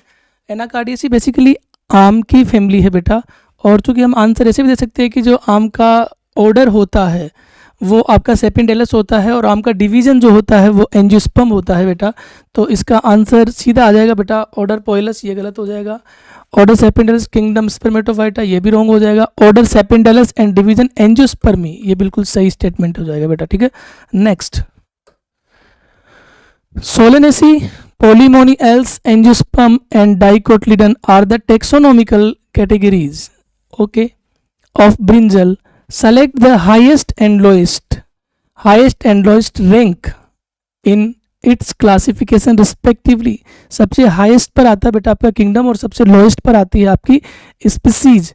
तो यहाँ पर देखिए सबसे हाईएस्ट पे तो प्लांटी है नहीं, यहाँ पर एंजियोस्पर्म यानी कि सबसे हाईएस्ट पे हो जाएगा आपका डिवीजन, और यहाँ पर आपका आंसर आ जाएगा बेटा सबसे हाईएस्ट पे हो जाएगा आपका एंजियोस्पर्मी और सबसे लोएस्ट पे हो जाएगा आपकी फैमिली, यानी कि आंसर इसका आ जाएगा सेकंड। एंजियोस्पर्म सबसे हाईएस्ट कैटेगरी है, सबसे हाईएस्ट कैटेगरी है, और सोलेनेसी जो होती है वो यहाँ पर जो दी गई है उन सब में लोएस्ट कैटेगरीज है। ठीक है, नेक्स्ट देखते बेटा। क्वेश्चन पूछ रहा है which of the following group of taxa do not represent similar category in taxonomical hierarchy. ठीक है, वीट, पोटैटो और टोमेटो, ये तीनों स्पीसीज को डिनोट करते हैं। एनाकार्डियेसी, फैबेसी, मालवेसी ये फैमिली को रिप्रेजेंट करती है। मैंगो, शुगर केन, ब्रिंजल ये स्पीसीज को रिप्रेजेंट करते हैं। ग्राम स्पीसीज को रिप्रेजेंट करता है। डाइकोटिलीडन क्लास को रिप्रेजेंट करती है। प्लांट किंगडम को रिप्रेजेंट करता है। हमारा आंसर यही हो जाएगा बेटा 4। Next, question number 124, which of the following taxonomical categories are common for Triticum and Solanum. Triticum और सोलेनम के लिए कौन सी कैटेगरी कॉमन है बेटा? ट्रिटिकम यानी कि हो जाएगा आपका गेहूं का जीनस। ट्रिटिकम और सोलेनम का ऑर्डर एक जैसा नहीं है। ठीक है, ट्रिटिकम की जो क्लास होती है वो मोनोकोट होती है, जबकि सोलेनम की डाइकोट होती है। ये भी आपका आंसर नहीं आएगा। ट्रिटिकम की जो फैमिली होती है वो पोएसी होती है, और सोलेनम की जो फैमिली होती है वो सोलनेसी होती है। ये भी आपका नहीं हो पाएगा बेटा। ट्रिटिकम का जो डिवीजन होता है वो एंजियोस्पर्म होता है, और किंगडम प्लांटी होता है। ठीक उसी प्रकार से सोलेनम का जो डिवीजन होता है वो एंजियोस्पर्म होता है, और सोलेनम का जो किंगडम है वो प्लांटी होता है। इसका आंसर आ जाएगा बेटा 4। Next, how many the given characteristic of living being are shown by all organism? Reproduction, extrinsic growth, intrinsic, ये इंट्रेंजिक ग्रोथ सभी शो करते हैं। सेलुलर ऑर्गेनाइजेशन भी सभी शो करते हैं। मेटाबॉलिज्म भी सभी लिविंग्स में होता है। एंड सेल्फ कॉन्शियसनेस बेटा ये सिर्फ ह्यूमंस में होती है, कॉन्शियसनेस सभी लिविंग में होती है। यानी कि 1 2 3 4 इनमें से जो 4 कैरेक्टर होंगे वो आपके सभी लिविंग ऑर्गेनिज्म में मिलेंगे। इनको हम डिफाइनिंग फीचर भी बोल सकते हैं बच्चों। स्टूडेंट्स अब हम क्वेश्चन नंबर डिस्कस करेंगे 126। अगर आप ध्यान से देखेंगे तो यहाँ पे दो स्टेटमेंट दिए गए बच्चों। पहले स्टेटमेंट में कह रहा है आपसे chromosomal aberrations are commonly observed in cancer cell. बिल्कुल सही बात है। एनसीईआरटी की लाइन है बच्चों की गुणसूत्री विपथन जो होते हैं ये सामान्य तौर पर कैंसर कोशिकाओं में देखे जाते हैं। सही बात है, बिल्कुल सही स्टेटमेंट है, इसको हम सही कर लेंगे। स्टेटमेंट सेकंड कह रहा है the alteration in chromosome results due to the loss of a segment of DNA and gain of a segment of DNA. ये बात भी बिल्कुल सही है। यानी कि डीएनए यानी कि गुणसूत्र में जो परिवर्तन डीएनए के एक खंड की कमी अथवा डीएनए के एक खंड के बढ़ जाने के कारण भी हो सकता है। डीएनए को टुकड़ा चला जाए या हट जाए तो लॉस भी हो सकता है। हमने म्यूटेशन में से टाइप पढ़े हैं, ट्रांसवर्जन, ट्रांजिशन, डिलीशन, एडिशन, तो ऐसा भी हो सकता है। दोनों बातें ही सही हैं हमारे यहाँ पे, तो बोथ स्टेटमेंट यहाँ पे हमारे सही हो जाएंगे। आइए बच्चों नेक्स्ट क्वेश्चन में चलते हैं। क्वेश्चन नंबर 127 असर्शन और रीजन बहुत ही प्यारा है। कह रहे हैं कि in case of incomplete linkage, incomplete यानी कि अपूर्ण प्रभाविता की बात हो रही है बच्चों, आई मीन अपूर्ण संलग्नता की बात हो रही है। In case of incomplete linkage linked genes show new combinations along with the parental combination. सही बात है, बिल्कुल सही बात है। लिंकेज इनकम्प्लीट है तो पेरेंटल कॉम्बिनेशन तो आएंगे बिकॉज लिंकेज है, बट इनकम्प्लीट होने की वजह से न्यू कॉम्बिनेशन भी आएंगे। हालांकि पेरेंटल से तो कम ही रहेंगे बट आएंगे, बिल्कुल सही बात है। फिर रीजन बोल रहे हैं in case of incomplete linkage linked genes can be separated by crossing over. बिल्कुल सही बात है। क्रॉसिंग ओवर की पॉसिबिलिटी की वजह से इनकम्प्लीट लिंकेज में लिंक्ड जीन्स क्रॉसओवर की वजह से सेपरेट हो सकते हैं, जिससे न्यू कॉम्बिनेशन आ सकते हैं। इस वजह से ही ये बात जस्टिफाई भी हो रही है। बिकॉज लगा के पढ़ेंगे तो जस्टिफाई भी हो रही है। आइए हिंदी में कर लेते हैं। अपूर्ण संलग्नता के मामले में संलग्न जीन पैतृक संयोजन के साथ साथ नए संयोजन दर्शाते हैं। बिकॉज या क्योंकि अपूर्ण संलग्नता के मामले में संलग्न जीन को जीन विनिमय द्वारा अलग किया जा सकता है। इस वजह से ही तो पैतृक के अलावा गैर पैतृक संयोजन भी आते हैं। बिल्कुल सही बात है। असर्शन रीजन दोनों सही हैं और रीजन असर्शन को एक्सप्लेन भी कर रहा है। दोनों बातें सही हैं। आइए आंसर आ जाएगा first, both assertion and reason are true and the reason is the correct explanation of the assertion. बिल्कुल सही बात है बच्चों। आइए नेक्स्ट क्वेश्चन की तरफ चलते हैं। एक और असर्शन रीजन, बहुत सारे क्वेश्चन दिए गए असर्शन रीजन के ताकि आपकी ज्यादा से ज्यादा प्रैक्टिस हो सके। Assertion in mirabilis selfing of F1 pink flower plant. आप जानते हैं मिराबिलिस में अगर आप पिंक फ्लावर का क्रॉस कराएंगे तो आप जानते हैं 1:2:1 रेशियो आता है। फिनोटाइप का भी और जीनोटाइप का भी, दोनों का रेशियो ये आता है। Produce same phenotypic and same genotypic ratio. बिल्कुल सही असर्शन है, बिल्कुल सही। आपको मैंने भी प्रूफ किया कि मिराबिलिस में F1 जनरेशन में अगर आप गुलाबी पुष्प वाले पौधों के स्वपरागण को कराएंगे तो समान फिनोटाइप और जीनोटाइप का अनुपात मिलेगा। सही बात है बच्चों। बट बच्चों बात यहाँ पे रीजन की है कि रीजन कह रहा है कि heterozygous flower colour gene shows incomplete dominance. Correct. अगर आप होमोजाइगस फ्लावर को देखो तो यहाँ पे रेड आ रहा है, होमोजाइगस फ्लावर कलर व्हाइट आ रहा है, और हेट्रोजाइगस में देखो यहाँ पे इनकम्प्लीट डोमिनेंस है, ये कंप्लीटली डोमिनेट नहीं कर पा, इस वजह से पिंक आ रहा है। और पिंक आने की वजह से ही ये रेशियो 1:1 आया है। आप करके देखेंगे तो अगर इनकम्प्लीट डोमिनेंस नहीं होता हेट्रोजाइगस में तो 3:1 फिनोटिपिक रेशियो आ जाता एज इन डोमिनेंस। तो ये बात बिल्कुल सही है कि विषम युग्मजीव पुष्प के रंग के जीन के कारण ही अपूर्ण प्रभाविता आई है, और इसी विषम युग्मजीव या हेट्रोजाइगस फ्लावर कलर की वजह से ही फिनोटाइप और जीनोटाइप रेशियो क्या आया, सेम आया है, जो कि इस ऊपर वाले असर्शन को जस्टिफाई भी कर रहा है। इस वजह से हमारा असर्शन और रीजन दोनों सही हैं और इसको एक्सप्लेन भी कर रहा है। आइए नेक्स्ट क्वेश्चन की तरफ चलते हैं। बच्चों बहुत ही प्यारा क्वेश्चन है। यहाँ पे क्रॉसिंग ओवर की परसेंटेज दी गई है और आप जानते हैं कि ये रिकॉम्बिनेशन फ्रीक्वेंसीज दी गई हैं आपको परसेंटेज में, और यहाँ पे आपको बोला गया कि ये क्रोमोसोम्स के में एक ही क्रोमोसोम में प्रेजेंट ये JLNM जीन्स हैं। यहाँ पे आपको इनकी पोजीशन बतानी है ना, लीनियर क्रोमोसोम। आप देखिए यहाँ पे बच्चों, मैंने आपको एक तरीका बताया था कि सबसे पहले हम उन रिकॉम्बिनेशन फ्रीक्वेंसीज को लेंगे जो सबसे ज्यादा होंगे। देखिए सबसे ज्यादा कौन सी है, यहाँ पे मुझे 70% सबसे ज्यादा दिख रही है, जो कि J और N के बीच में है ना। ये सारे जीन्स संलग्न, क्यों? क्योंकि सभी एक ही क्रोमोसोम पे हैं तो लिंक्ड जीन्स होंगे। अच्छा J और N 70% यानी इनके बीच में रिकॉम्बिनेशन ज्यादा है, रिकॉम्बिनेशन ज्यादा है यानी क्रॉसिंग ओवर ज्यादा है, यानी डिस्टेंस ज्यादा है। तो J एक तरफ कर दिया और N हमने एक तरफ कर दिया, बिकॉज मैक्सिमम रिकॉम्बिनेशन फ्रीक्वेंसी है। यानी दो अपोजिट पोल पे तो ये होने कंफर्म है। आप ऑप्शन चेक कर लेते हैं, J और K नहीं, ये पॉसिबल नहीं है, J और K पॉसिबल नहीं है, M और N पॉसिबल नहीं है, J और N ये थोड़ी पॉसिबिलिटी लग रही है। कंफर्म करने के लिए कुछ और को भी चेक करते हैं। अब इससे कम में कौन है, इससे कम में हमारे पास में ये आ गई 50% वाली, जो कि M और N के बीच में है। तो N तो यहाँ पर है ही है, तो अगर ये 70% है तो 50% कहीं यहाँ पे आएगा, तो ये M आ जाएगा हमारे पास में। तो अगर ये पूरा 70% है बच्चों, आप देखिए ये पूरा 70% है, और तो ये कितना हो गया बोलो बेटा, ये अराउंड 50 हो गया। तो 70 से 50 माइनस करो तो ये कितना आना चाहिए, बोलो बेटा 28% आना चाहिए। आइए चेक कर लेते हैं कि जे और एम 20 है कि नहीं। जे और M, this J and M यहाँ पे 20 दिया हुआ है, जस्टिफाई हो गया।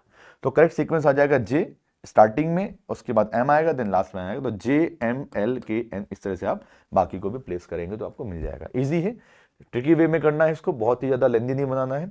आप ट्रिक देख के ही पहले ही बार में ही जे और एन को प्लेस करके ही समझ जाएंगे कि ऑप्शन 3 हमारे पास में सबसे बेस्ट एसोटेबल आंसर आ जाएगा। ओके बच्चों, चलिए अब एक बहुत ही बड़ा क्वेश्चन आया हमारे पास में, इसको ध्यान समझिएगा। कह रहे हैं कि राजेश एंड महेश में डिफेक्टिव हीमोग्लोबिन है, दोनों में ही डिफेक्टिव हीमोग्लोबिन है और ये जेनेटिक डिसऑर्डर की वजह से हुआ है।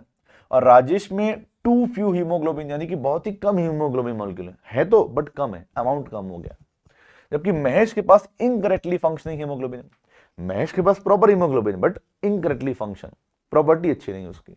तो identify the disorder they suffering from. तो दोनों में क्या डिसऑर्डर हो सकते हैं? दोनों में हीमोग्लोबिन की दिक्कत आ रही है, दोनों में जेनेटिक डिसऑर्डर है, बट एक में कुछ कम मॉलिक्यूल है और एक में है तो डिफेक्टिव।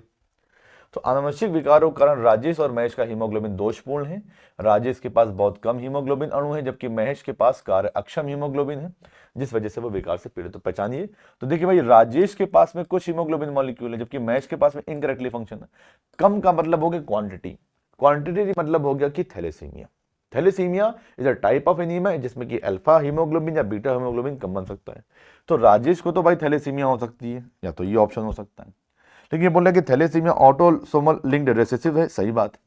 अच्छा, महेश को क्योंकि बोल रहे हैं कि क्वालिटी उसकी फंक्शनिंग अच्छी नहीं है, कार्य अक्षम है, यानी बीटा ग्लोबिन चेन प्रॉपर्ली काम नहीं कर रही, तो यहाँ पे सिकल सेल एनीमिया आ सकता है, यहाँ भी आ सकता है। बट ये बोले कि सिकल सेल एनीमिया एक ऑटोसोमल डोमिनेंट है, जो कि गलत बात है। तो ये ऑप्शन तो कैंसिल हो गया। अब पॉसिबिलिटी बची इसकी, तो यही हमारे पास में करेक्ट आंसर आ जाएगा। Thalassaemia autosomal linked recessive disease, जबकि सिकल सेल एनीमिया भी ऑटोसोमल लिंक्ड रिसेसिव ही है, ठीक है ना।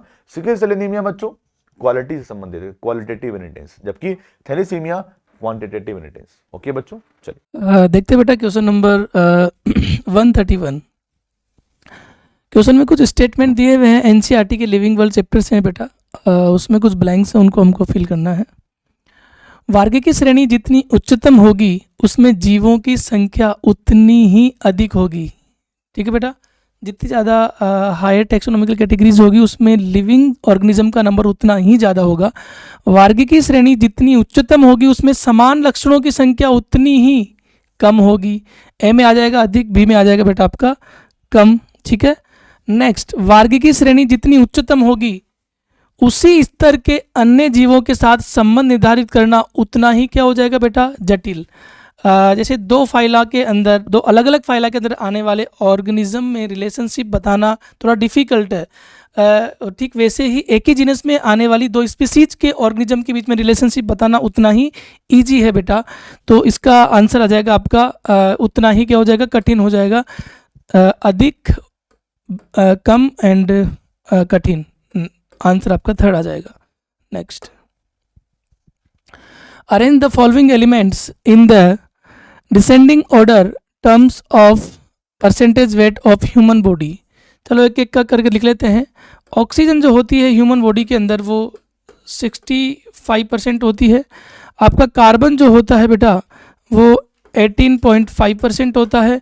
Hydrogen according to new NCERT 9.5% होता है।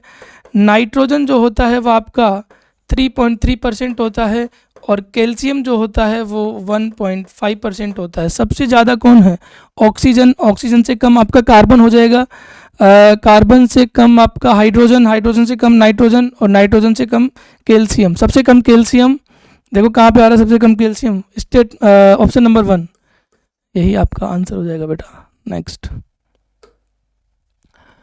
निम्नलिखित में से किसे वृहद अणु माना जाता है लेकिन इसका आणविक भार 800 डाल्टन से कम होता है?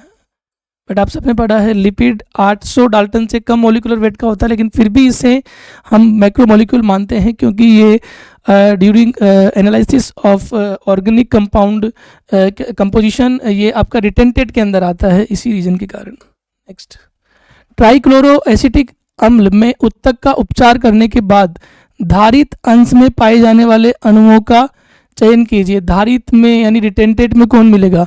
तो आपका यूरिडीन जो होता है बेटा वो न्यूक्लियोसाइड है, न्यूक्लियोसाइड फिल्ट्रेट में मिलता है। एलानिन अमीनो एसिड है, ये भी फिल्ट्रेट में मिलता है। सुक्रोस एक डाइसेकेराइड है, डाइसेकेराइड भी आपका फिल्ट्रेट में मिलता है। लेकिन ट्राइग्लिसराइड एक लिपिड है, लिपिड जो होता है बेटा आपका वो रिटेंटेट में मिलता है। आंसर आपका आ जाएगा 4। नेक्स्ट, निम्नलिखित में से कौन सा कथन सत्य नहीं है? गैलेक्टोज दूध में पाई जाने वाली एक द्विशर्करा है। बेटा पहला स्टेटमेंट ही आपका गलत हो जाएगा, क्योंकि गैलेक्टोज जो होता है वो मोनोसेकेराइड होता है, ना कि बेटा आपका डाइसेकेराइड। तो यही स्टेटमेंट आपका गलत हो गया। और भी पढ़ लेते हैं। लेसिथिन कोशिका झिल्ली में पाए जाने वाला एक फॉस्फोलिपिड है, सही स्टेटमेंट। लिपिड पूर्णतः वृहद अणु नहीं होते हैं, बिल्कुल सही बात है। एंजाइम को 6 वर्गों में विभाजित किया जाता है और प्रत्येक वर्ग में 4 से 13 उपवर्ग होते हैं और इनका नामकरण जो होता है वो 4 डिजिट नंबर, 4 अंकीय संख्या पर आधारित होता है। ये भी सही है। आपका गलत स्टेटमेंट हो जाएगा स्टेटमेंट नंबर 1 और यही आपका आंसर होगा। बच्चों अब हम क्वेश्चन नंबर 136 डिस्कस करते हैं। और इस क्वेश्चन में बोला गया है कि मेंडल ने 7 पेयर्स ऑफ कंट्रास्टिंग ट्रेड्स को पी में डिस्कस किया था या स्टडी किया था कि मेंडल ने मटर के पौधे में 7 जोड़ी विपरीत विशेषकों का अध्ययन किया था। फिर ये बोल रहे हैं कि which is the correct option in given alternative regarding characters.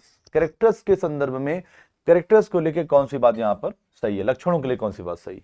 ठीक है बच्चों, आप जानते हैं कि अगर 7 कैरेक्टर्स है तो 14 ट्रेड्स या विशेषक हो गए होंगे 14, लक्षण 7 थे, विशेषक 14 थे, कैरेक्टर 7 थे, ट्रेड्स 14 थे।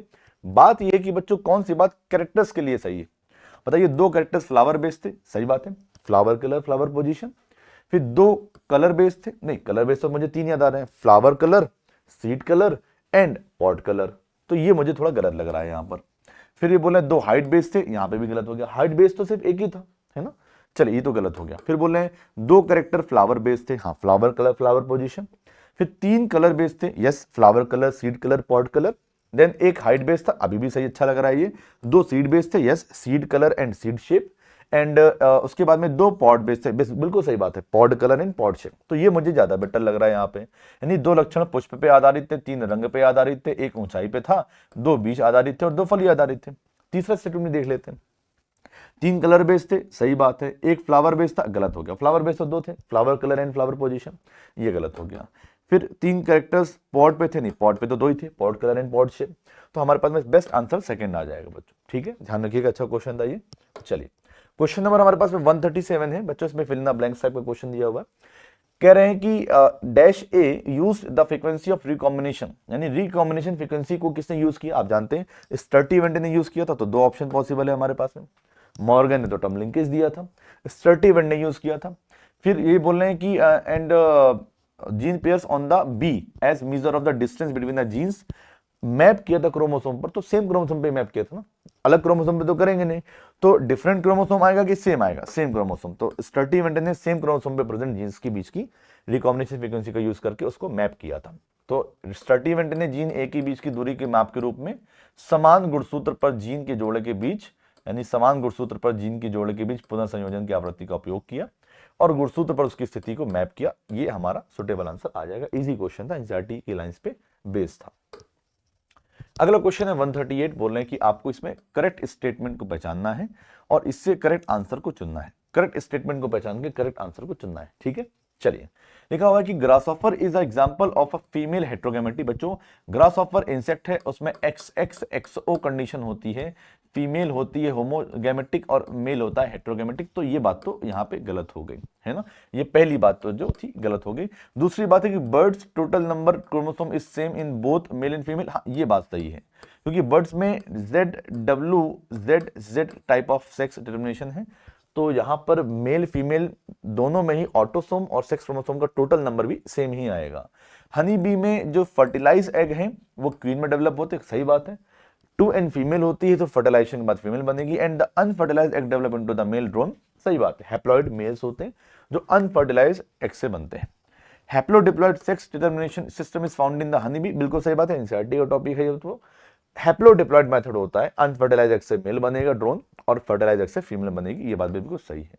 तो यहाँ पे कितने स्टेटमेंट आपको सही लग रहे हैं, देखो पहला छोड़ दो तो बाकी सारी बातें सही हैं।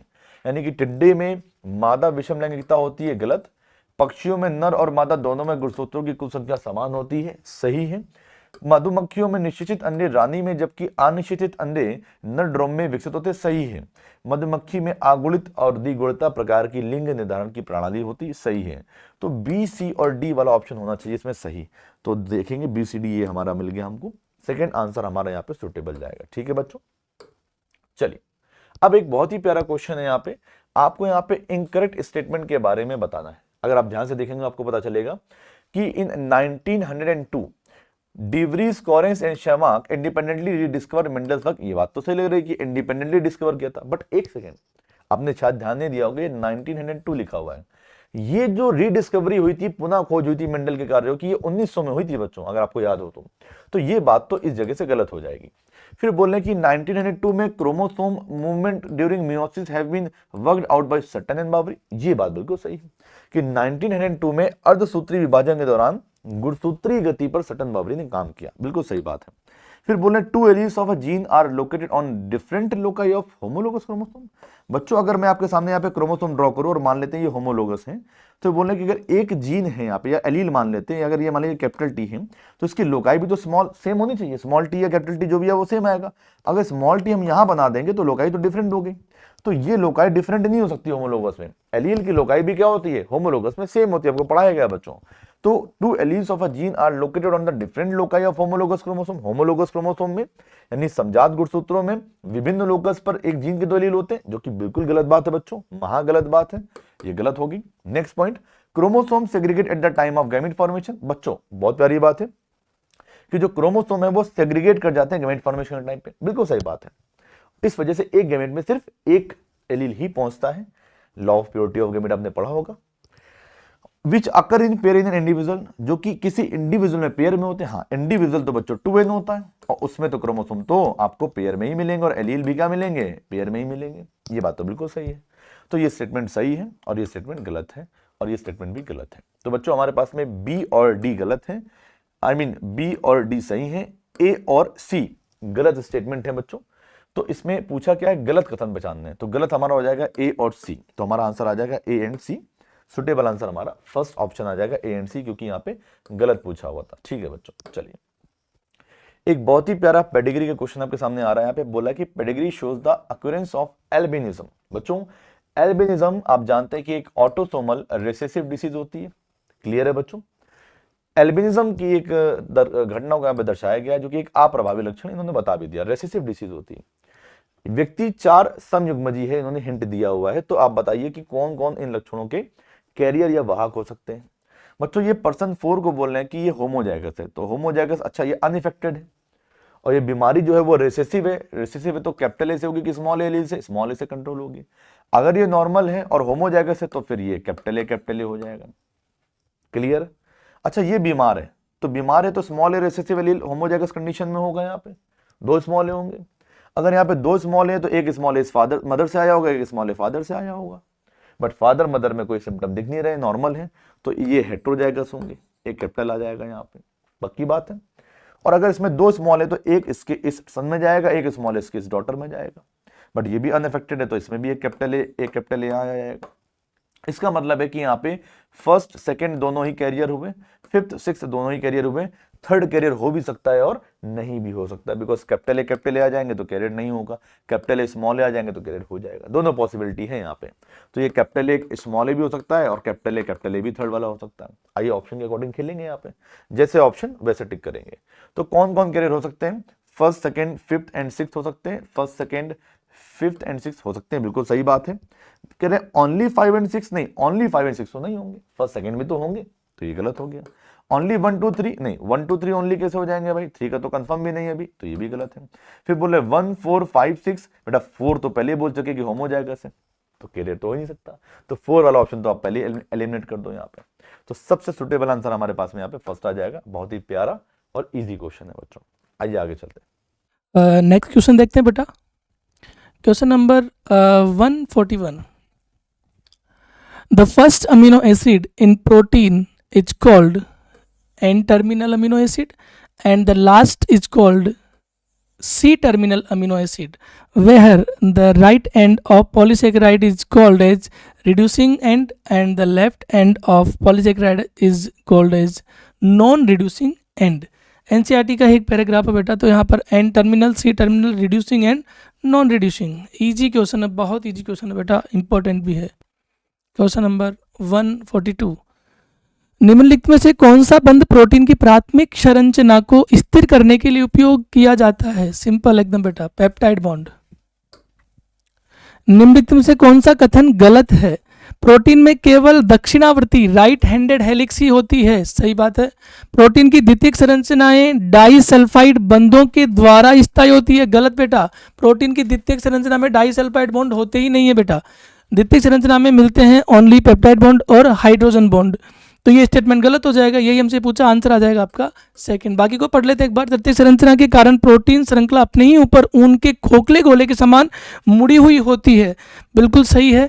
Km मान क्रियाधार की उस सांद्रता को दर्शाता है जिस पर अभिक्रिया की दर Vmax/2 हो जाती है। ये भी स्टेटमेंट सही है, ये भी सही है। सेकंड वाला गलत है, आपका आंसर आ जाएगा सेकंड। नेक्स्ट, प्रोटीन के विकृतीकरण के दौरान निम्नलिखित में से कौन सा बंध नहीं टूटता है? बच्चों, प्रोटीन का विकृतीकरण किसे कहते हैं? सबसे पहले तो ये समझे, कॉम्प्लेक्स प्रोटीन की स्ट्रक्चर या 3D प्रोटीन स्ट्रक्चर, यानी कि 4 डिग्री, 3 डिग्री और 2 डिग्री, ये आपस में अनकोइल होकर 1 डिग्री में कन्वर्ट हो जाती है। इसे अपन डीनेचुरेशन कहते हैं due to change in pH and temperature. ठीक है बेटा। और डीनेचुरेशन के दौरान सभी बॉन्ड लगभग टूट जाते हैं पेप्टाइड को छोड़कर। तो इसका आंसर आ जाएगा आपका बेटा पेप्टाइड बॉन्ड। नेक्स्ट, निम्नलिखित में से किस पॉलीसेकेराइड में अल्फा-14 एंड अल्फा-16 दोनों ग्लाइकोसिडिक लिंकेज होते हैं? तो अल्फा-14 और अल्फा-16 जो होते हैं बेटा, देखो स्टार्च के अंदर अल्फा-14 भी मिलते हैं, अल्फा-16 भी मिलते हैं, ग्लाइकोजन में भी अल्फा-14 और 16 मिलते हैं। काइटिन के अंदर जो बॉन्डिंग मिलती है बेटा वो बीटा-14 होती है, और सेलुलोज के अंदर जो बॉन्डिंग मिलती है वो भी बीटा-14 होती है। तो इन दोनों के अंदर सिर्फ बीटा-14 मिलती है, लेकिन आपके स्टार्च और ग्लाइकोजन के अंदर अल्फा-14 एंड अल्फा-16 बॉन्डिंग दोनों मिलती है। आंसर आ जाएगा आपका बेटा ए एंड बी, यानी कि statement number second is right answer. बच्चों, अब हम डिस्कस करने जा रहे हैं क्वेश्चन नंबर 146। देखिए, यहाँ पे 2 स्टेटमेंट दिए गए हैं आपको। पहला स्टेटमेंट में बोल रहा है कि modified allele could be responsible for the production of normal enzyme. सही बात है बच्चों। अगर मान लीजिए सेम सेंस म्यूटेशन हुआ है तो उसमें जो मॉडिफाइड जीन या एलील है वो सेम एंजाइम बना सकता है, यानी कि नॉर्मल एंजाइम बना सकता है, जो कि एनसीईआरटी में केस 1, 2, 3 मैंने आपको पढ़ाया था। यानी रूपांतरित एलील समान एंजाइम के उत्पादन के लिए उत्तरदायी हो सकता है। सही बात है। फिर स्टेटमेंट सेकंड है कि नॉर्मल या unmodified allele is responsible for production of normal enzyme. बिल्कुल सही बात है कि अगर नॉर्मल या अरूपांतरित एलील है वो तो नॉर्मल एंजाइम ही बनाएगा ना। तो दोनों ही बातें सही हैं बच्चों। बोथ स्टेटमेंट फर्स्ट और सेकंड यहाँ पे करेक्ट हो जाएंगे। आंसर हमारा आ जाएगा सेकंड। इजी बात है। आइए आगे चलते हैं। 147 question, read the following statement, choose the correct option. सही विकल्प का चुनाव करना है। पहला स्टेटमेंट है कि genes which control pair of contrasting traits are called allele. सही बात है। वो जीन्स जो कंट्रास्टिंग या विपर्यासी विशेषकों के एक युग्म को नियंत्रित करते हैं उन्हें हम युग्म विकल्पी या एलील कहते हैं। Alleles are slightly different form of the same gene. Correct बात है। एक ही जीन के एलील 2 डिफरेंट फॉर्म होते हैं, यानी कि एक समान जीन के थोड़े से भिन्न रूप हैं। दोनों बातें सही हैं, दोनों ही कथन सही हैं। तो both statements are correct. Answer 3 हमारे पास में आ जाएगा। ठीक है बच्चों। Next question, the phenotype in F1 generation does not resemble either of the 2 parent। F1 generation में जो phenotype आया वो किसी भी पेरेंट से रिसेंबल नहीं कर रहा है। Hint I, incomplete dominance. दोनों से रिसेंबल कर रहा है को डोमिनेंस, किसी एक से रिसेंबल कर रहा है डोमिनेंस। तो यहां पे बोला है कि किसी से भी रिसेंबल नहीं कर रहा है in between the 2, and this statement is true for all except. ये सबके लिए एक्सेप्टेबल है, बट किसके लिए एक्सेप्टेबल नहीं है? यानी जिसमें को डोमिनेंस है उसमें एक्सेप्टेबल है, जिसमें को डोमिनेंस नहीं है वहां एक्सेप्टेबल नहीं है। यानी कि F1 पीढ़ी में जो लक्षण प्रारूप यानी फिनोटाइप है वो दोनों माता पिता में से किसी से भी मिलता जुलता नहीं है, नॉन पेरेंटल फिनोटाइप है। दोनों का मध्यवर्ती है, इंटरमीडिएट आ गया, यानी इनकम्प्लीट डोमिनेंस हो गया। ठीक है ना। दोनों ही केसेस में मैच नहीं करता। ये बोला दोनों का मध्यवर्ती है, यहां भी देखते चेक करते हैं। हाँ, इन बिटवीन द 2। ओके, दोनों से रिसेंबल नहीं कर रहा है, इन बिटवीन द 2 है, इंटरमीडिएट है, तो इनकम्प्लीट डोमिनेंस हो जाएगा हमारे पास में। तो ये कथन किसके लिए एप्लीकेबल है? तो जिसमें इनकम्प्लीट डोमिनेंस है उसके लिए एप्लीकेबल है, और बोला है कि किसके अतिरिक्त सभी के लिए एप्लीकेबल है। तो इसका एक्सेप्शन क्या हुआ वो चेक करते हैं। फ्लावर कलर इन एंटीराइनम स्पीसीज, यानी एंटीराइनम प्रजाति में फूल का रंग आप जानते हैं, मिराबिलिस जलापा, एंटीराइनस स्नैपड्रैगन, इन सभी में इनकम्प्लीट डोमिनेंस होता है। तो ये बात तो एप्लीकेबल है यहाँ पे। Size of starch grain in P seed आप जानते हैं, इंटरमीडिएट साइज के स्टार्च ग्रेन भी होते हैं, कैपिटल भी स्मॉल भी, इस पे भी एप्लीकेबल है। F1 individual of Negro and white आप जानते हैं, F1 इंडिविजुअल नीग्रो व्हाइट का मुलेटो आता है जो कि दोनों का मध्यवर्ती या इंटरमीडिएट होता है, इस पे भी एप्लीकेबल है। लेकिन आई कलर इन ड्रोसोफिला डोमिनेंस को फॉलो करता है, या तो व्हाइट आई या तो रेड आई, कोई पिंक या नहीं आएगी बीच में आई, तो पिंक आई तो आ नहीं सकती, इसलिए ड्रोसोफिला का जो आई कलर है वो डोमिनेंस को शो करता है। इसमें इनकम्प्लीट डोमिनेंस नहीं लग पाएगा, इसमें इंटरमीडिएट रिजल्ट नहीं आएगा, तो ड्रोसोफिला में आंखों का रंग, ये आंसर हमारा आ जाएगा। बट तो नेक्स्ट क्वेश्चन बहुत प्यारा है, इसमें कह रहे हैं कि आपको सही ऑप्शन को चूज करना है about the phenotype ratio of the monohybrid and dihybrid test cross. Monohybrid and dihybrid test cross, आपने कहीं ऐसा तो नहीं कि फिनोटिपिक एंड जीनोटिपिक लगा दिया हो, है ना? तो ये ध्यान रखिएगा कि मोनोहाइब्रिड और डाईहाइब्रिड के टेस्ट क्रॉस की बात हो रही, तो आप देख सकते हैं कि यहाँ पे 1:1 मोनोहाइब्रिड में और 4x1 ये डाईहाइब्रिड में आता है और ये हमारा मोनोहाइब्रिड में आता है। ठीक है बच्चों, तो फोर्थ हमारा आंसर सबसे बेस्ट आ जाएगा यहाँ पे। चलिए अब इस क्वेश्चन की बात करते हैं, बहुत ही प्यारा क्वेश्चन है बच्चों, ये डाईहाइब्रिड पे बेस्ड क्वेश्चन है कि 2186 पी सीड्स को हमने ऑब्टेन किया F2 generation of a Mendelian dihybrid cross.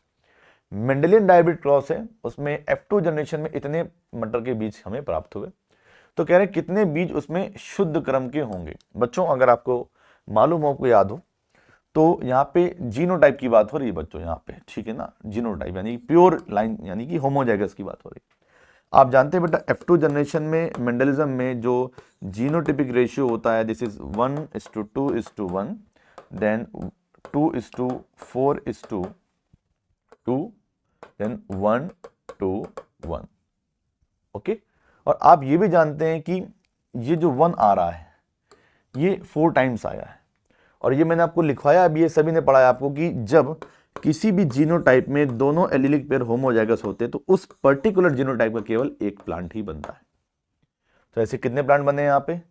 एक प्लांट ये बना जिसका दोनों एलिल होमोजाइगस होंगे, दूसरा ये बना, तीसरा ये बना, चौथा ये बना।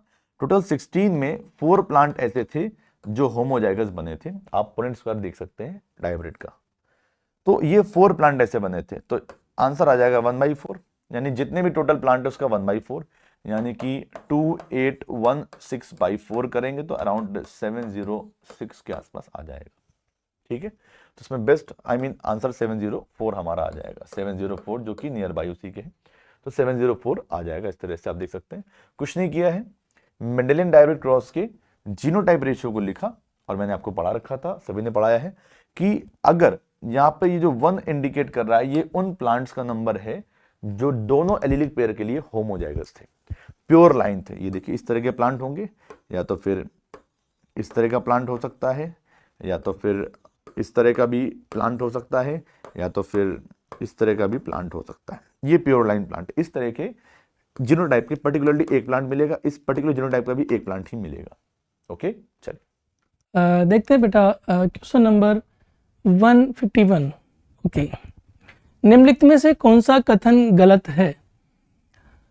प्रतिस्पर्धी संदमन तब होता है जब एक क्रियाधार संदमक प्रोटीन से जुड़ने के लिए एंजाइम के साथ प्रतिस्पर्धा करता है। नहीं बेटा, आपका जो संदमन होता है, प्रतिस्पर्धी संदमन तब होता है जब एक क्रियाधार संदमक प्रोटीन से, नहीं बेटा, क्रियाधार संदमक प्रोटीन से जुड़ने के लिए एंजाइम के साथ नहीं, संदमक प्रोटीन से जुड़ने के लिए नहीं बेटा, एक्टिव साइट से जुड़ने के लिए एंजाइम के साथ प्रतिस्पर्धा करता है। तो ये स्टेटमेंट आपका क्या हो जाएगा? गलत हो जाएगा। Competitive inhibition occurs when a substrate compete with enzyme for binding to inhibitor protein. Inhibitor protein के साथ बाइंडिंग के लिए नहीं बेटा, एक्टिव साइट के साथ बाइंडिंग के लिए कॉम्पिटिशन करता है। नेक्स्ट देखते हैं, प्रतिस्पर्धी संदमन तब होता है जब क्रियाधार और संदमक एंजाइम के सक्रिय स्थल के लिए प्रतिस्पर्धा करते हैं। सही स्टेटमेंट। मेलोनेट सक्सीनेट के सक्रिय स्थल से बंधने के लिए सक्सीनेट डिहाइड्रोजिनेज के साथ प्रतिस्पर्धा करता है। सक्सीनेट का नहीं होता सक्रिय स्थल बेटा, सक्रिय स्थल होता है एंजाइम का, और एंजाइम कौन है? Succinate dehydrogenase. तो ये भी आपका गलत स्टेटमेंट हो गया। जब एपो एंजाइम से सहकारक को हटा दिया जाता है तो उत्प्रेरक की क्रियाशीलता कम हो जाती है, लेकिन पूर्ण रूप से नष्ट नहीं होती, ये भी गलत होता है बेटा। जब सहकारक को हटा देंगे तो आपका एपो एंजाइम कंप्लीटली नष्ट हो जाएगा, यानी कि ACD आपका क्या हो जाएगा? गलत हो जाएगा। Second answer. निम्नलिखित कथनों पर विचार कीजिए। Consider the following statement. On increasing the substrate concentration rate of reaction always increase नहीं होती है, तब तक बढ़ती है जब तक कि एंजाइम के सारे मॉलिक्यूल सेचुरेट ना हो जाए बेटा। तो ये गलत स्टेटमेंट हो जाएगा। Cofactor is the protein part of enzyme, गलत। कोफैक्टर जो होते हैं वो नॉन प्रोटीन पार्ट होते हैं बेटा। Prosthetic group is tightly bounded to the apo enzyme, ये बिल्कुल सही स्टेटमेंट है बेटा। प्रोस्थेटिक ग्रुप भी एक प्रकार का कोफैक्टर है जो कि नॉन प्रोटीन पार्ट है एंजाइम का, ठीक है, और ये टाइटली बाउंड होता है एपो एंजाइम के साथ। एंजाइम स्टार्ट है chemical reactions and also increase the rate of chemical reaction, chemical reaction की रेट तो बढ़ाता है लेकिन स्टार्ट नहीं करता, ये गलत स्टेटमेंट हो जाएगा बेटा आपका। यानी कि आपका आंसर आ जाएगा विच ऑफ द फॉलोइंग करेक्ट पूछ रहा ना अपन से, तो यहाँ पे करेक्ट ओनली सी, सेकंड आंसर। नेक्स्ट एनसीईआरटी का एक ग्राफ दिया हुआ बेटा, अगर अपन इसको सिंपल भाषा में करें तो देखिए बी की जगह आ जाएगा बेटा Km, और Km सबस्ट्रेट की वह कंसंट्रेशन होती है जिस पर Vmax का हाफ अचीव हो जाए, ठीक है। तो यहाँ पर B इक्वल टू हो जाएगा Km, okay, B equal to Km हो गया, A इक्वल टू Vmax हो जाएगा and C equal to Vmax by 2, answer आ जाएगा इसका सेकंड। नेक्स्ट, सूक्ष्म नलिका के बहुलीकरण को रोकने वाली एक ड्रग से उपचारित करने के बाद कोशिका माइटोसिस में तो प्रवेश करती है लेकिन कोशिका विभाजन पूर्ण नहीं होता।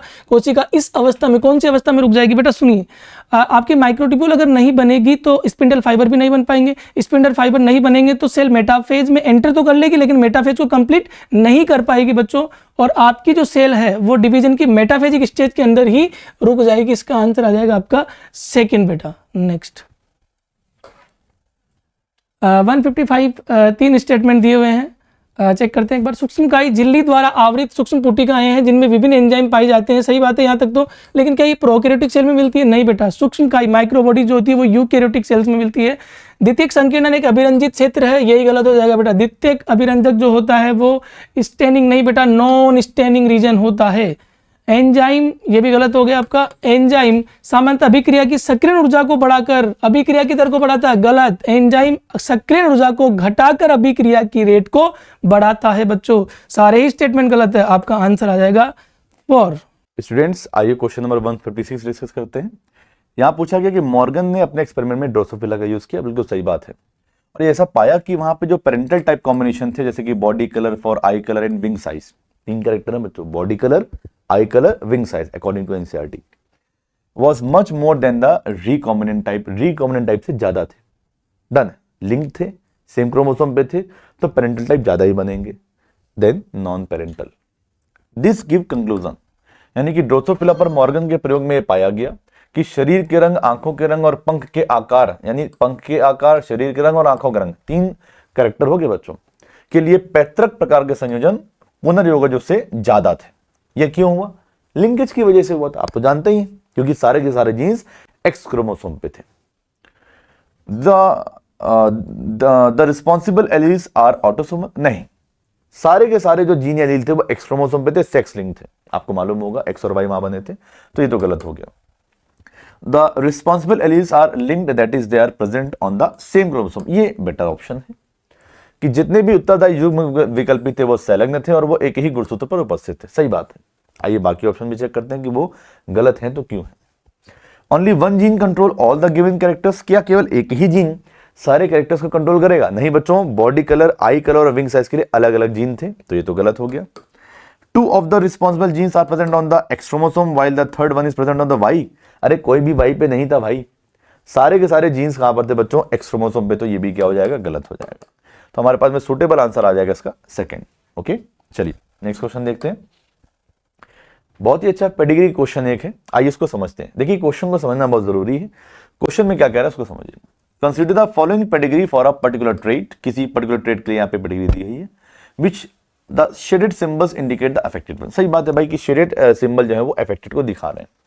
तो किसी विशेष लक्षण के लिए निम्नलिखित वंशावली पर विचार करें जिसमें छायांकित यानी कि जो शेडेड है वो एक प्रभावित व्यक्ति को दिखा रहे हैं, ठीक है। अब क्या कह रहे हैं कि कौन सी बात यहां पर इस पेडिग्री के लिए कंक्लूड की जा सकती है, इस पेडिग्री चार्ट से कौन सी बात का हम निष्कर्ष निकाल सकते हैं। तो आइए ऑप्शन पढ़ते हैं और देखते हैं कौन सी बात इस पेडिग्री चार्ट पे एप्लीकेबल होती है। बच्चों पहली बात, the trait is autosomal dominant. आइए पहले पता करते हैं कि ये बीमारी डोमिनेंट है कि रिसेसिव है। आप देखें तो इस अफेक्टेड चाइल्ड के पास में अफेक्टेड पेरेंट्स हैं, ठीक है, बट इस जगह पर अगर आप देखें तो इनके पास में अफेक्टेड पेरेंट्स नहीं है, जनरेशन गैप देखने को मिल रहा है।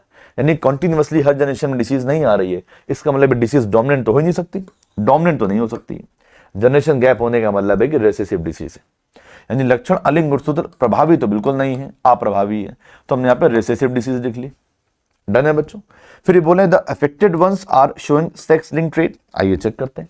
अगर आप इस डायग्राम को देखें तो यहाँ पे फादर से डॉटर में डिसीज आ रही है, तो सेक्स लिंक देखने को लग रहा है, बट ये कंडीशन हर जगह लगनी चाहिए। आप यहाँ पर देखिए, अगर सेक्स लिंक्ड है तो अगर ये फीमेल अफेक्टेड है तो सेक्स लिंक्ड में तो फीमेल अफेक्टेड तब होती है कि मदर एटलीस्ट कैरियर हो और फादर मस्ट बी अफेक्टेड हो। ना तो यहाँ पे फादर अफेक्टेड है तो डॉटर फिर अफेक्टेड कैसे होगी? इसका मतलब है कि ये सेक्स लिंक्ड रिसेसिव तो नहीं है, यानी कि कहीं ना कहीं ऑटोसोमल रिसेसिव है। ये बात क्लियर होगी, ठीक है।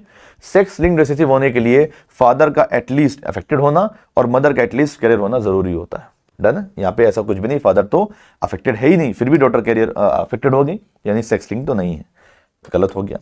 फिर बोला neither of the unaffected individual are carrier for the trait. बच्चों अगर रेसेसिव डिसीज है और अनअफेक्टेड अगर कैरियर नहीं होंगे तो डिसीज कैसे आएगी? फिर ये भी गलत बात है। कह रहे कि आप प्रभावित व्यक्तियों में कोई भी लक्षण का वाहक नहीं है। अगर ये माता पिता अप्रभावित हैं और वाहक नहीं होंगे तो बच्चों में बीमारी कैसे जाएगी? आपको भी क्लियर होगा कि बीमारी रेसेसिव है, और रेसेसिव बीमारी तो तभी जाएगी ना जब ये एटलीस्ट वाहक होंगे कम से कम, तभी तो बच्चे बीमार हुए। एटलीस्ट बीमारी का एक जीन तो स्मॉल है यहाँ पे होना ही चाहिए, ठीक है। तो ये बात तो गलत हो गया। फिर बोले इंडिविजुअल P1 एंड F1 में फोर्थ इंडिविजुअल हेट्रोजाइगस हो सकता है, यानी P1 यानी कि ये पेरेंट फर्स्ट है, ये हेट्रोजाइगस हो सकता है, यानी कैपिटल है स्मॉल हो सकता है, सही बात है। और ये फोर्थ जो मेंबर है F1 जनरेशन का, दिस वन F1 का फोर्थ मेंबर ये रहा, ये भी हेट्रोजाइगस हो सकता है, सही बात है। हेट्रोजाइगस होगा तभी तो एलील आएगा ना स्मॉल है यहाँ पे, ठीक है ना, क्योंकि ये खुद तो इफेक्टेड दिख नहीं रहा है यहाँ पे, तो हेट्रोजाइगस है तभी तो यहाँ पे बीमारी पहुंचा रहा है, रेसेसिव एलील को पहुंचा रहा है। एक रेसेसिव यहाँ से आएगा, रेसेसिव यहाँ से आएगा और बीमारी हो जाएगी। डन है। तो ये बात बिल्कुल सुटेबल बैठ रही है यहाँ पे, ठीक है। चलिए आगे चलते हैं। अगली बात क्वेश्चन नंबर 158 में आते हैं। बहुत ही अच्छा डायग्राम है यहाँ पे, कॉन्सेप्ट्स को स्ट्रॉन्ग करने के लिए बहुत ही बेसिक डायग्राम दिया हुआ है कि यहाँ पे एक ट्रांसक्रिप्शन यूनिट दी हुई है। इस अनुलेखन इकाई में आपको कोडिंग रज्जुक की पहचान करनी है। बच्चों यहाँ पे दो ट्रांसक्रिप्शन यूनिट दी हुई है, एक में प्रमोटर यूनिट जैसे होता है वैसे ही, और एक में उसकी पोजीशन को रिवर्स किया गया है। आपको दोनों ही ट्रांसक्रिप्शन यूनिट में आपको पहचानना कि कोडिंग स्ट्रैंड कितने हैं, और हैं तो हैं कौन से, और नहीं है तो फिर कोई बात नहीं। बच्चों आप जानते हैं कि प्रमोटर और टर्मिनेटर की पोजीशन को अकॉर्डिंग टू इंसर्टिव ने पढ़ा है कि उसको कोडिंग स्ट्रैंड के रिस्पेक्ट में देखते हैं। कोडिंग स्ट्रैंड के 5' एंड पे प्रमोटर होगा अपस्ट्रीम पे, और कोडिंग स्ट्रैंड के 3' पे टर्मिनेटर होता है। तो आप देखिए ये प्रमोटर है, तो ऑब्वियसली ये कोडिंग के 5' पे होगा, तो 5' इसका यहाँ पे ये रहा, तो ये हो गया कोडिंग, तो बी वाला कोडिंग हो गया, यानी कि प्रमोटर 5' पे अपस्ट्रीम है, यानी ये कोडिंग हो गया ये वाला स्ट्रैंड, तो ये नॉन कोडिंग हो गया, तो बी वाला कोडिंग हो गया, हमने आप भी लिख लिया। अब यहाँ भी चेक कर लेते हैं, ये प्रमोटर यहाँ पर है तो ये 3' पे यहाँ पर, ये 5 इसका रहा, यानी ये 5' पे अपस्ट्रीम इस जगह पे, तो ये वाला इसका कोडिंग माना जाएगा। तो सी वाला स्ट्रैंड भी क्या हो गया बोलो, कोडिंग हो गया। तो बी और सी दोनों ही क्या माने जाएंगे, कोडिंग माने जाएंगे। यहाँ पे प्रमोटर से हम डिसाइड कर लेंगे कौन कोडिंग है, या टर्मिनेटर से भी डिसाइड कर सकते हैं। प्रमोटर कोडिंग स्ट्रैंड के 5' एंड पे अपस्ट्रीम, जबकि टर्मिनेटर कोडिंग स्ट्रैंड के 3' एंड पे डाउनस्ट्रीम होगा, ठीक है बच्चों। एक बहुत ही अच्छा क्वेश्चन आपको दिख रहा होगा यहाँ पे, मैच द कॉलम का, स्तंभ का मिलान करना है, और कह रहे हैं कि यहाँ पे technique to find out variation at DNA level, यानी कि डीएनए स्तर पे भिन्नता का पता लगाने के लिए आप जानते हैं कि हम लोग डीएनए अंगुली छाप करते हैं, है ना। जो डीएनए में वेरिएशंस होते हैं उसको पता लगा के हम डिसाइड करते हैं कि किसका डीएनए किससे मैच कर रहा है।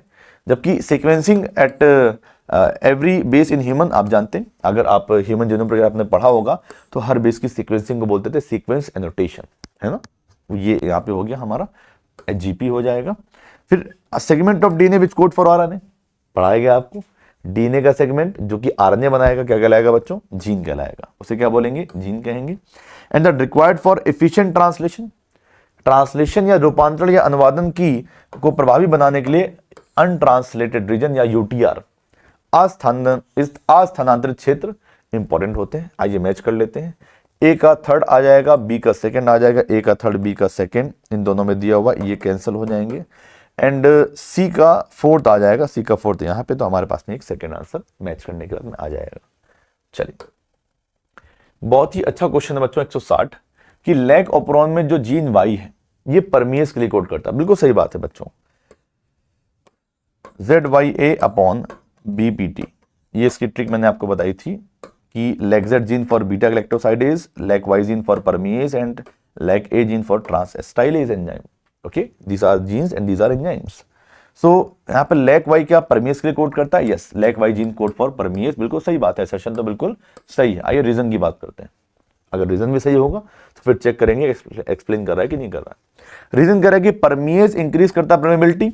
बात तो सही लिख रही है कि परमीएज तो परमेबिलिटी को इंक्रीज करता है of the cell for beta galactosidase. यहां गलत हो गया।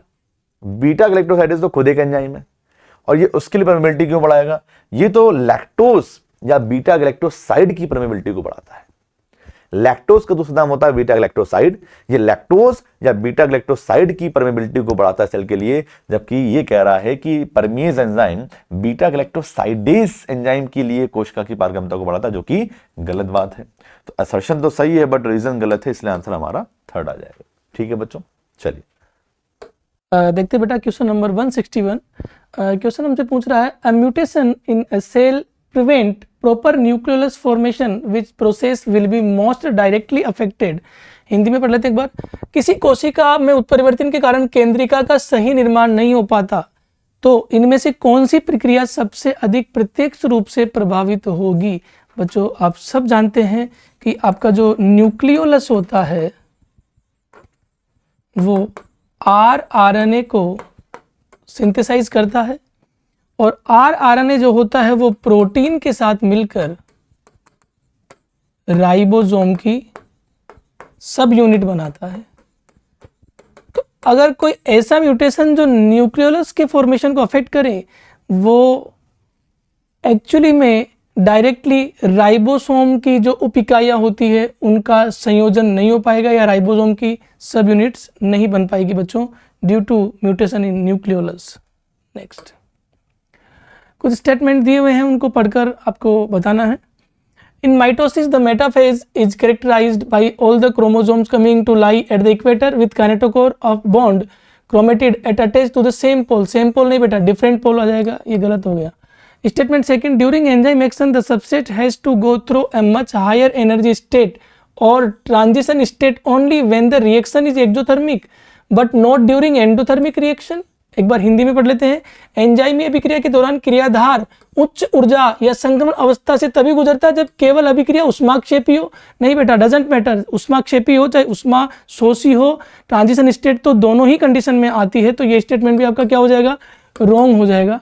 Statement third, in a chemical reaction S group plus S dash, यहाँ से ग्रुप ट्रांसफर हो रहा है बेटा। If the functional group is hydrogen then the enzyme group is called transferase. गलत हो जाएगा बेटा। हाइड्रोजन को ट्रांसफर करने वाले एंजाइम के ग्रुप को ऑक्सीडो रिडक्टेज या डिहाइड्रोजनेज कहते हैं। तो ये स्टेटमेंट भी आपका रॉन्ग हो गया। Statement number 4, a metal ion as a cofactor form covalent bond with active site of enzyme as well as substrate. गलत स्टेटमेंट बेटा। एक मेटल आयन जो होता है वो कोफैक्टर के साथ, एक मेटल आयन जो होता है वो एक्टिव साइट के साथ या एंजाइम के साथ जो होता है वो कोऑर्डिनेट बॉन्ड बनाता है, ना कि कोवेलेंट बॉन्ड। तो ये सारे स्टेटमेंट गलत हो जाएंगे। All statement are correct, answer आ जाएगा आपका third. Next, a student observe an animal cell under microscope, note the following. कुछ बातें वो नोट करता है कि स्टूडेंट माइक्रोस्कोप में एक सेल को ऑब्जर्व करता है और देखता है वहां पर centrosome centriole duplication is begin, लेकिन no DNA synthesis is occurring. DNA synthesis नहीं हो रही लेकिन सेंट्रियोल डुप्लीकेट हो रहा है, अर्थात ये कहीं ना कहीं इंटरकाइनेसिस की चर्चा हो रही है बेटा, जो कि मियोसिस 1 के बाद में आती है। आंसर आपका आ जाएगा फर्स्ट। नेक्स्ट, कुछ स्टेटमेंट दिए हुए हैं, पढ़ के बताना है कितने स्टेटमेंट यहाँ पर गलत है। Darwin of the 20th century refer to Ernst Mayr, consider following statement about him. 20वीं शताब्दी के डार्विन अर्नस्ट मेयर को कहा जाता है, उनके बारे में निम्नलिखित कथनों पर विचार कीजिए। निम्न से कितने कथन गलत है? वे हार्वर्ड विश्वविद्यालय में Alexander ऑगस्टिस professor of zoology emeritus के पद पर रहे। बिल्कुल सही बात। इन्होंने प्लांट एनाटॉमी और एनाटॉमी ऑफ सीड प्लांट नामक पुस्तकें लिखी। ये गलत बेटा, ये काम कैथरीन एसाव ने किया था। इन्होंने जाति की जैविक अवधारणा को प्रस्तावित किया। यस, ये भी बिल्कुल सही स्टेटमेंट है। इनको जीव विज्ञान के 3 ताज दिए गए हैं, Balzan prize, international prize for biology and Crafoord prize. ये स्टेटमेंट भी सही है। तो यहाँ पर ओनली एक ही स्टेटमेंट गलत हो रहा है। आंसर आपका आ जाएगा 1। क्वेश्चन नंबर 165 वही स्टेटमेंट दिए हुए हैं और स्टेटमेंट देकर बताना कितने स्टेटमेंट यहाँ पर करेक्ट है। Identification, the process by which anything can be grouped into convenient categories based on some easily observable character. नहीं बेटा, वो आइडेंटिफिकेशन नहीं, वो क्लासिफिकेशन होगा, तो ये स्टेटमेंट आपका wrong. Taxonomical groups categories are not distinct biological activity, गलत बेटा. आपके जो ग्रुप्स होते हैं, टेक्सोन जो होते हैं, वो एकदम बिल्कुल बायोलॉजिकल या लिविंग ऑर्गेनिज्म के ग्रुप होते हैं या लिविंग एंटिटीज होते हैं, बट मियरली मॉर्फोलॉजिकल एग्रीगेट. ये गलत स्टेटमेंट हो जाएगा, पर हिंदी में पढ़ लेते हैं. वर्ग की समूह श्रेणियां स्वतंत्र जैविक इकाइयां नहीं है, गलत है बेटा, जैविक इकाइयां हैं ये. Next statement third, A genus comprises a group of related species which has few character in common in comparison to the species of the other genera. यहां पढ़ लेते हैं एक बार. एक वंश संबंधित प्रजातियों का समूह होता है, बेटा ये दोनों गलत हो गए. एक वंश संबंधित प्रजातियों का समूह होता है जिसमें अन्य वंशों की प्रजातियों की तुलना में कम समान लक्षण होते हैं, गलत बेटा. तीनों ही स्टेटमेंट गलत है. स्टेटमेंट 1, 2 and 3 तीनों गलत होंगे. Next question, question number 166. बच्चों अब हम डिस्कस करेंगे क्वेश्चन नंबर 166. अगर आप ध्यान से देखेंगे तो यहाँ पे पूछा गया है आपसे कि with the help of the given pedigree find out the probability. आपको यहाँ पे प्रोबेबिलिटी फाइंड आउट करनी है. अगर आप ध्यान से देखें तो आप अगर प्रोबेबिलिटी को देखेंगे तो देखिए यहाँ पे क्या बोल रहा है कि यहाँ पे प्रोबेबिलिटी फाइंड आउट करनी है for normal affected and carrier childs according to the given option in F3 generation. F3 generation में जो भी दिया हुआ है, और ये प्रदत्त पेडिग्री की सहायता से आपको F3 जनरेशन में बच्चों की संख्या के अनुसार, यानी कि जो भी 1, 2, 3, 4 नंबर दिया है इसके अनुसार, ठीक है, सीक्वेंस में बताना आपको कि ये सामान्य कौन से हो सकते हैं, प्रभावित कौन से हो सकते हैं और वाहक कौन से हो सकते हैं.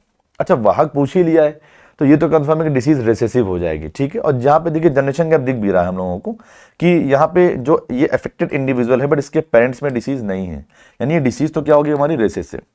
और साफ साफ बोल रहा है यहाँ पे कि देखिए एक बात और भी है कि यहाँ पे गर्ल्स भी और बॉयज दोनों ही प्रभावित हो. तो ये देखिए यहाँ पे ध्यान से. और यहाँ पे एक चीज और देखिए, क्रिस क्रॉस अगर आप देखेंगे तो आपको ये जीन मदर से सन में आता हुआ मिल रहा है, तो आप देख सकते हैं. और ये एक्स लिंक की तरफ इशारा कर रहा है, ठीक है ना. और ये अगर आपको याद हो तो ये नीट 2025 का क्वेश्चन था पेडिग्री का, इसको कुछ मॉडिफाइड करके आपके सामने दिया हुआ है. ये सिंबल्स आपके सामने दिए हुए, ये कैरियर फीमेल दी हुई है, और ये सिंबल जो है जनरली हम लोग सेक्स लिंक में यूज करते हैं.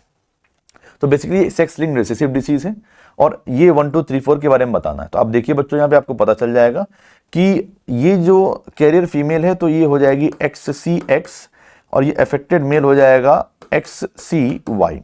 अब इसका क्रॉस कराएंगे तो हमारे पास में 4 ऑफस्प्रिंग मिलेंगे. XCX और XCY का क्रॉस कराने पे हमें 4 ऑफस्प्रिंग मिल जाएंगे. XCXC, XCXC, उसके बाद में फिर XCY आएगा यहाँ पे, ठीक है, XCY, फिर XCX और फिर X और Y. यानी यहाँ पे जो फीमेल है वो 2 हैं, और ये 2 फीमेल्स अगर हम देखें, ये जो 2 हमारे पास में फीमेल है इसमें एक अफेक्टेड है और एक हमारे पास में आ रही है ये फीमेल कैरियर, ये कैरियर आ रही है.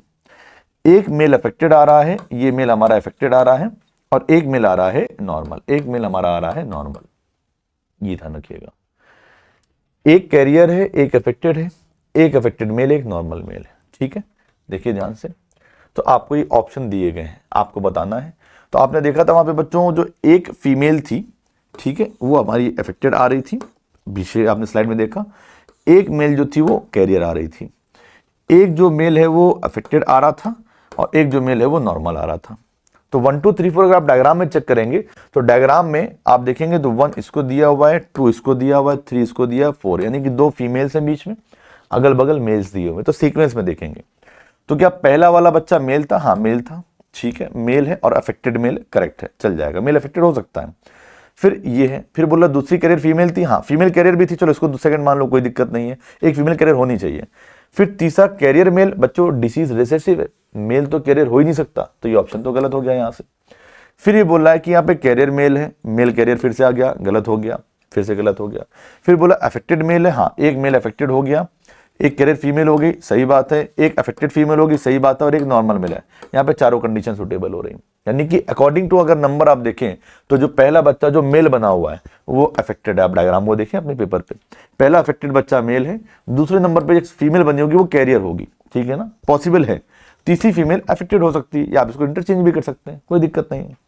बट ये फीमेल के लिए एप्लीकेबल है। जबकि फोर्थ वाला बच्चा कैसा होगा, नॉर्मल है, जो कि है वास्तविकता में।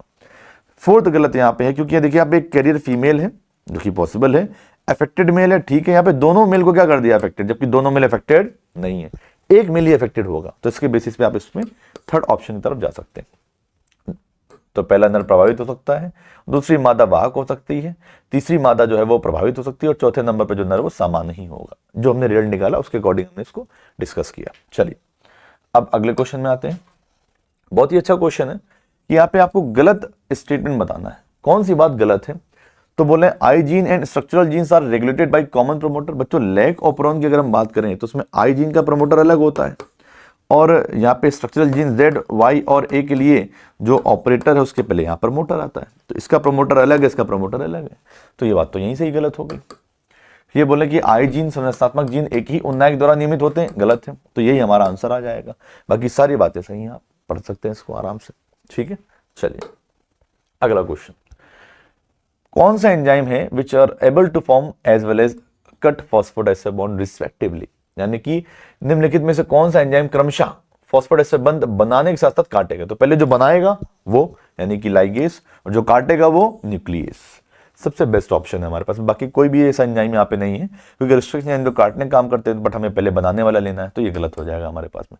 आरएनए प्राइमर ऐसा करता नहीं है, डीएनए पॉलीमरेज करेगा नहीं, ये दोनों गलत हो जाएंगे, ठीक है बच्चों। आंसर फर्स्ट हमारे पास में यहाँ पे आ जाएगा।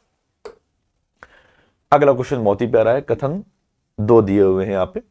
स्टेटमेंट 1 कह रहा है कि split gene arrangement represent probably the ancient feature of the genome. यानी जो स्प्लिट जीन्स होते हैं, अंतरापी जीन व्यवस्था होती है, जीनोम के आदिम रूप को दिखाती है। बिल्कुल सही बात है। स्प्लिट जीन तो आर्कीबैक्टीरिया के टाइम से ही प्रेजेंट है, आप जानते हैं, आर्कीबैक्टीरिया में पहले डेवलप हुए थे। तो ये बात तो सही कि एंशिएंट फीचर को दिखाती है। And euchromatin is transcriptionally active but heterochromatin is not. ये बात भी सही है कि जो यूक्रोमेटिन है वो अनुलेखनीय रूप से सक्रिय होती है, जबकि हेटेरोक्रोमेटिन नहीं होती। तो दोनों बातें सही है, तो both statement are correct. Answer हमारे पास में आ जाएगा फर्स्ट, ठीक है बच्चों। अब एक और अच्छा क्वेश्चन आ गया हमारे पास में असर्शन रीजन में कि प्रोकैरियोट्स में एमआरएनए को जरूरत नहीं होती है प्रोसेसिंग की, एक्टिव होने के लिए। यानी कि प्रोकैरियोट्स में जो एमआरएनए है इसको सक्रिय होने के लिए संसाधन की आवश्यकता नहीं है, प्रोसेसिंग की रिक्वायरमेंट नहीं। बिल्कुल सही बात है। आप जानते हैं कि स्प्लिट जीन्स प्रोकैरियोट्स में नहीं है, तो उनमें स्प्लिट जीन ना होने की वजह से एक्सॉन होते हैं बट इंट्रॉन नहीं होते, या बोल दो कि आप उसमें सिर्फ फंक्शनल पार्ट होता है, कोडिंग पार्ट होता है, तो वहां पे स्प्लाइसिंग की रिक्वायरमेंट नहीं है। जबकि यहां पे कह रहे हैं कि इन यूकैरियोट डीएनए रिक्वायर्स स्प्लाइसिंग। बच्चों यूकैरियोट्स में आरएनए को स्प्लाइसिंग चाहिए होती है, डीएनए में स्प्लाइसिंग नहीं होती है। तो ये कह रहे हैं यूकैरियोट्स में डीएनए को सक्रिय होने के लिए संबंधित स्प्लाइसिंग की रिक्वायरमेंट होती है, ये गलत हो जाएगा। जबकि ये क्या हो जाएगा, सही। तो असर्शन तो सही है बट रीजन क्या हो जाएगा, गलत हो जाएगा, ठीक है बच्चों, ध्यान रखिएगा। देखते बेटा क्वेश्चन नंबर 171 कथन और कारण वाला क्वेश्चन है बेटा। कथन, श्रेणी जितनी उच्चतर होती है उसमें उसी स्तर के अन्य टेक्सा से संबंध निर्धारित करने में कठिनाई उतनी ही कम होती है। नहीं बेटा, अगर टेक्सोनॉमिकल कैटेगरी जितनी ज्यादा हायर होगी उतना ही बेटा संबंध स्थापित निर्धारित करने में कठिनाई ज्यादा होती है। तो ये कथन तो गलत हो गया बेटा। जो टेक्सा सबसे उच्चतर होगा उसके सदस्यों में सबसे अधिक समान गुण होंगे, गलत। मैंने कहा ना आपको, टेक्सोनॉमिकल हायरार्की में ऊपर जाने पर कॉमन कैरेक्टर कम होते जाते हैं बेटा। तो दोनों ही यहाँ पर गलत है, कथन और कारण दोनों ही क्या हो जाएंगे बेटा, यहाँ पर गलत हो जाएंगे। नेक्स्ट, नीचे दिए गए आरेख के संबंध में रिक्त स्थान भरिए। Fill in the blanks regarding the below diagram. देखते हैं यहाँ पर कुछ डायग्राम्स दिए हुए हैं। क्वेश्चन थोड़ा बड़ा है बेटा, तो अपन एक बार चेक कर लेते हैं। फर्स्ट बोल रहा है is the precursor of steroidal hormones. Steroidal hormone का प्रिकर्सर कौन होता है, कोलेस्ट्रॉल होता है, यानी कि P. Is found in RNA and nucleoside. RNA और न्यूक्लियोसाइड के अंदर कौन मिलता है, आपकी राइबो शुगर मिलती है, यानी कि आर। तो यहाँ पर सेकंड में आ जाएगा R. Is commonly found in cell membrane. Cell membrane में क्या मिलता है बेटा, कॉमनली लेसिथिन मिलता है। लेसिथिन में आ जाएगा आपका बेटा एस। तो यहाँ पर थर्ड में यहाँ पर आ जाएगा S. Is the most common respiratory substrate. सबसे कॉमन रेस्पिरेटरी सबस्ट्रेट आपका ग्लूकोज होता है, क्यों आ जाएगा। Is bipolar and it's net charge is 0। Bipolar कौन होता है बेटा, ज्विटर आयन जो होता है वो बाइपोलर होता है और उसका नेट चार्ज 0 होता है, टी आ जाएगा। देखिए बच्चों, फर्स्ट में P, सेकंड में R और थर्ड में S, PRSQT। PRSQT आपका सेकंड आंसर हो जाएगा बेटा, ठीक है। नेक्स्ट देखते हैं बेटा क्वेश्चन नंबर 173। पौधे के द्वितीयक उपापचय पदार्थों यानी स्तंभ 1 का स्तंभ 2 के साथ मिलान करना है। तो बच्चों आपका जो मॉर्फिन होता है, ऐसे क्वेश्चन को करने के लिए पहले कॉलम 2 पढ़ लेते हैं अपन। आपका मॉर्फिन और कोडीन जो होता है वो एल्कलॉइड्स का एग्जांपल है। रबर जो होगा बेटा आपका पॉलीमेरिक सब्सटेंस होगा। कैरोटीनॉइड आपके फैट सोल्यूबल पिगमेंट होते हैं। कॉनकानवेलिन जो होता है बेटा वो आपका लेक्टिन्स होता है। रिसिन और एब्रिन जो होता है वो टॉक्सिन के एग्जाम्पल है। और आपका मोनोटर्पिन और डाइटर्पिन जो होंगे बेटा वो आपके टर्पिनोइड्स के एग्जाम्पल होंगे। ए के अंदर देखो बेटा थर्ड आ रहा है, बी के अंदर देखते हैं फर्स्ट आ रहा है, सी के अंदर आ जाएगा आपका 6, डी के अंदर आएगा आपका बेटा डी के अंदर देखते हैं एक बार 4 आ रहा है, ई में 5 और एफ में 2। आपका आंसर हो जाएगा बेटा फर्स्ट। कोशिका की औसत संरचना के संबंध में निम्नलिखित कथनों में से कौन से कथन सही है? जल कुल कोशिकीय द्रव्यमान का लगभग 70 से 80% होता है, सही बात है। प्रोटीन दूसरा सबसे अधिक पाया जाने वाला घटक है जो कि 10 से 15% मिलता है सेल में, ये भी बात सही है। कोशिका में लिपिड जो कि मात्र 2% होता है और कार्बोहाइड्रेट 3%। अब एनसीईआरटी क्या क्वेश्चन क्या बोल रहा है?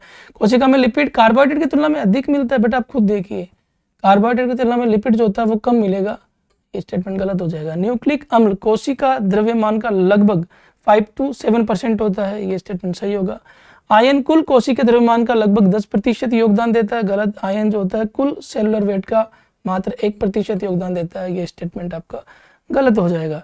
तो हमको पूछ रही है एनसीईआरटी कौन से कथन सही है, तो ए, बी और डी, ए, बी और डी सही है, केवल फर्स्ट आंसर। और आखिरी क्वेश्चन वही कॉलम 1 और कॉलम 2 को मिलाना बेटा। लाइसिन और आर्जिनिन जो होंगे वो आपके बेसिक अमीनो एसिड हो जाएंगे। एरिकिडोनिक एसिड जो होता है वो बेटा 20 कार्बन का एक अनसेचुरेटेड फैटी एसिड होता है।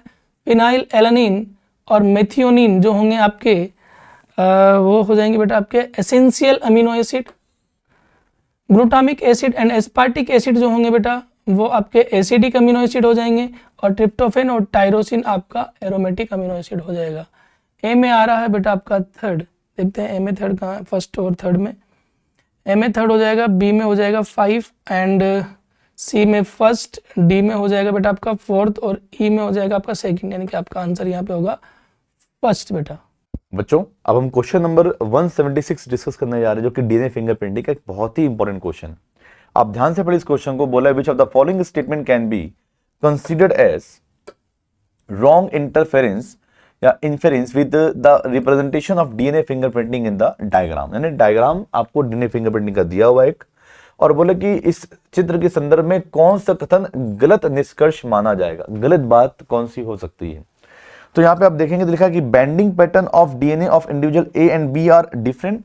ए एंड बी की जो बाइंडिंग पैटर्न आप देखिए, शॉर्ट टेंडम रिपीट्स को देखिए, बाइंडिंग पैटर्न तो वाकई में डिफरेंट है, साफ साफ दिख रहा है। इसके एसटीआर्स में डिफरेंस देखने को मिल रहा है, तो बात तो ये सही है, बट हमें गलत बात बतानी है।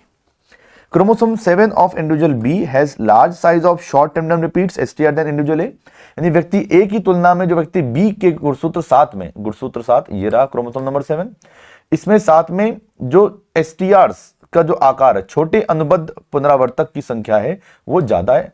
तो पर्सन ए की कंपेयर में बी वाले में यस एसटीआर्स की संख्या ज्यादा है, लेंथ देख के समझ में आ रहा है। Chromosome number 7 of person B में एसटीआर्स की संख्या ज्यादा है, यह बात भी सही है।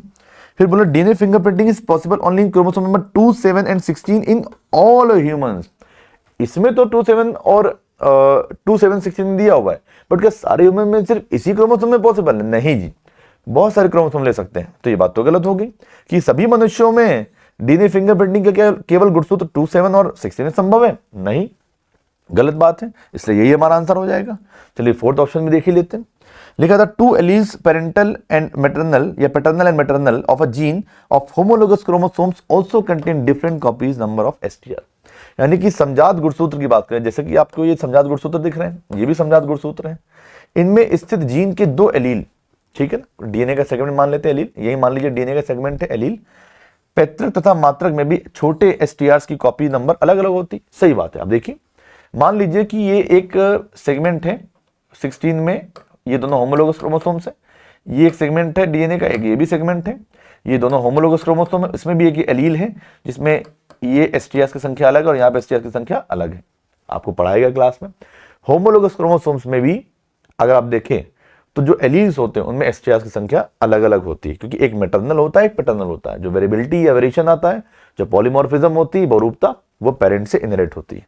तो इसमें हमारा आंसर आ जाएगा यहाँ पे थर्ड वाला, ठीक है ना, जो कि गलत है। बाकी सारी बातें यहाँ पे सही है। चलिए बच्चों नेक्स्ट क्वेश्चन देखते हैं।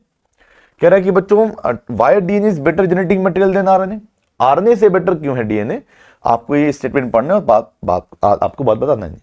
देखिए यहाँ पे डीएनए आरएनए से बेहतर आनुवंशिक पदार्थ है और क्यों है इस बात को आपको बतानी है। पहला स्टेटमेंट, स्ट्रक्चरली और केमिकली मोर स्टेबल है डीएनए, सही बात है, इस वजह से जेनेटिक मटेरियल हो सकता है। DNA is able to repair, हाँ रिपेयर तो करता है, आरएनए भी कर सकता है, बट रिपेयर करने से क्या होगा, म्यूटेशन कम होंगे तो स्टेबिलिटी ज्यादा रहेगी, तो इस वजह से ये एक पॉसिबिलिटी रहती है।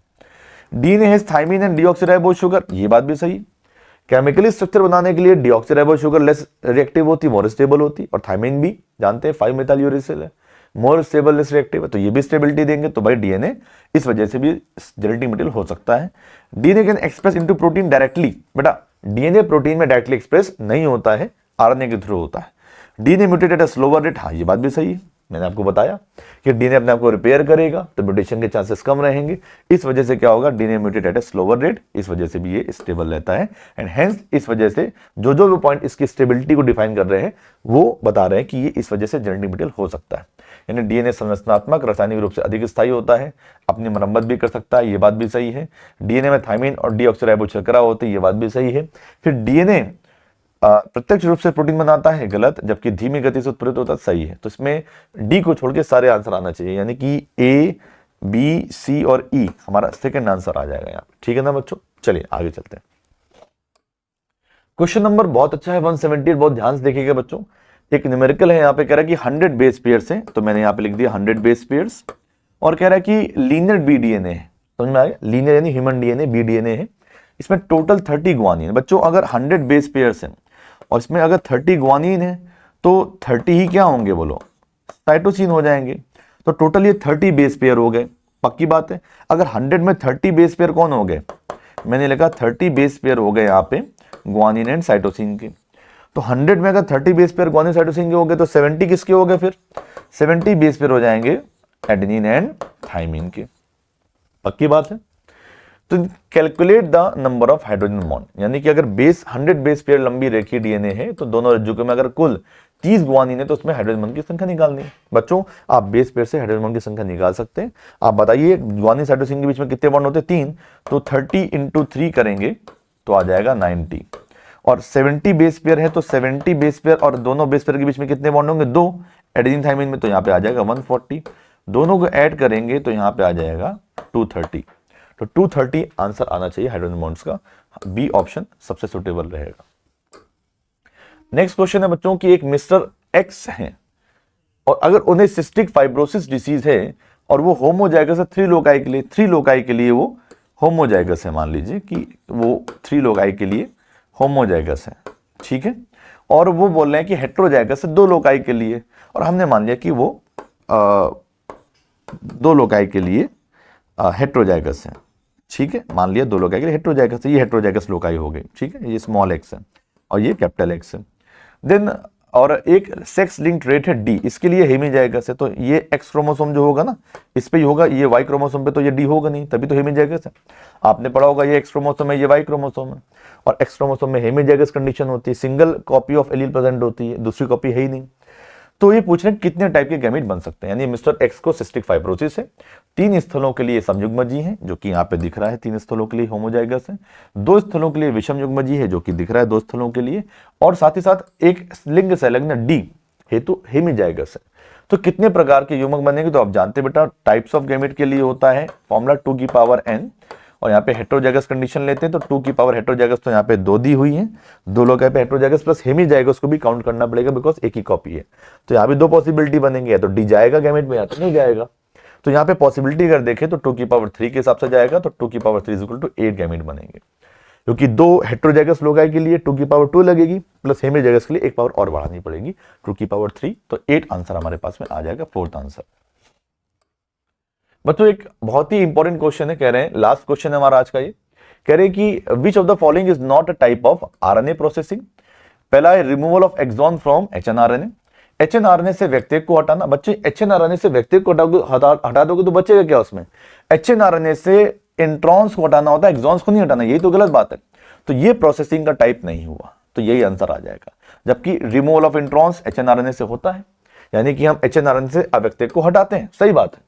फिर कह रहे हैं कि पॉली एडाइनिलेशन एट 3' सही बात है। आप जानते हैं टेलिंग आच्छादन करते हैं, इसको हम लोग कैपिंग कहते हैं, और पुच्छम को टेलिंग कहते हैं। तो 5' पे कैपिंग होती है आच्छादन, 3' पे टेलिंग होती है। तो ये कह रहे हैं कि एचएनआरएनए की 3' पे टेलिंग यानी पॉली एडाइनिलेशन सही बात है, और एचएनआरएनए के 5' पे आच्छादन यानी कि कैपिंग सही बात है। तो इसका आंसर हमारे पास में फर्स्ट आ जाएगा, जो कि बिल्कुल सही बात है। बच्चों आई होप ये टेस्ट पेपर आपका बहुत अच्छा गया होगा। ऐसे क्वेश्चंस की प्रैक्टिस करते रहिए, इवोल्यूशन टेस्ट सीरीज के सारे क्वेश्चन लगाते रहिए। आई होप आपके आगे आने वाले क्वेश्चंस बहुत अच्छे सॉल्व होंगे। Thank you.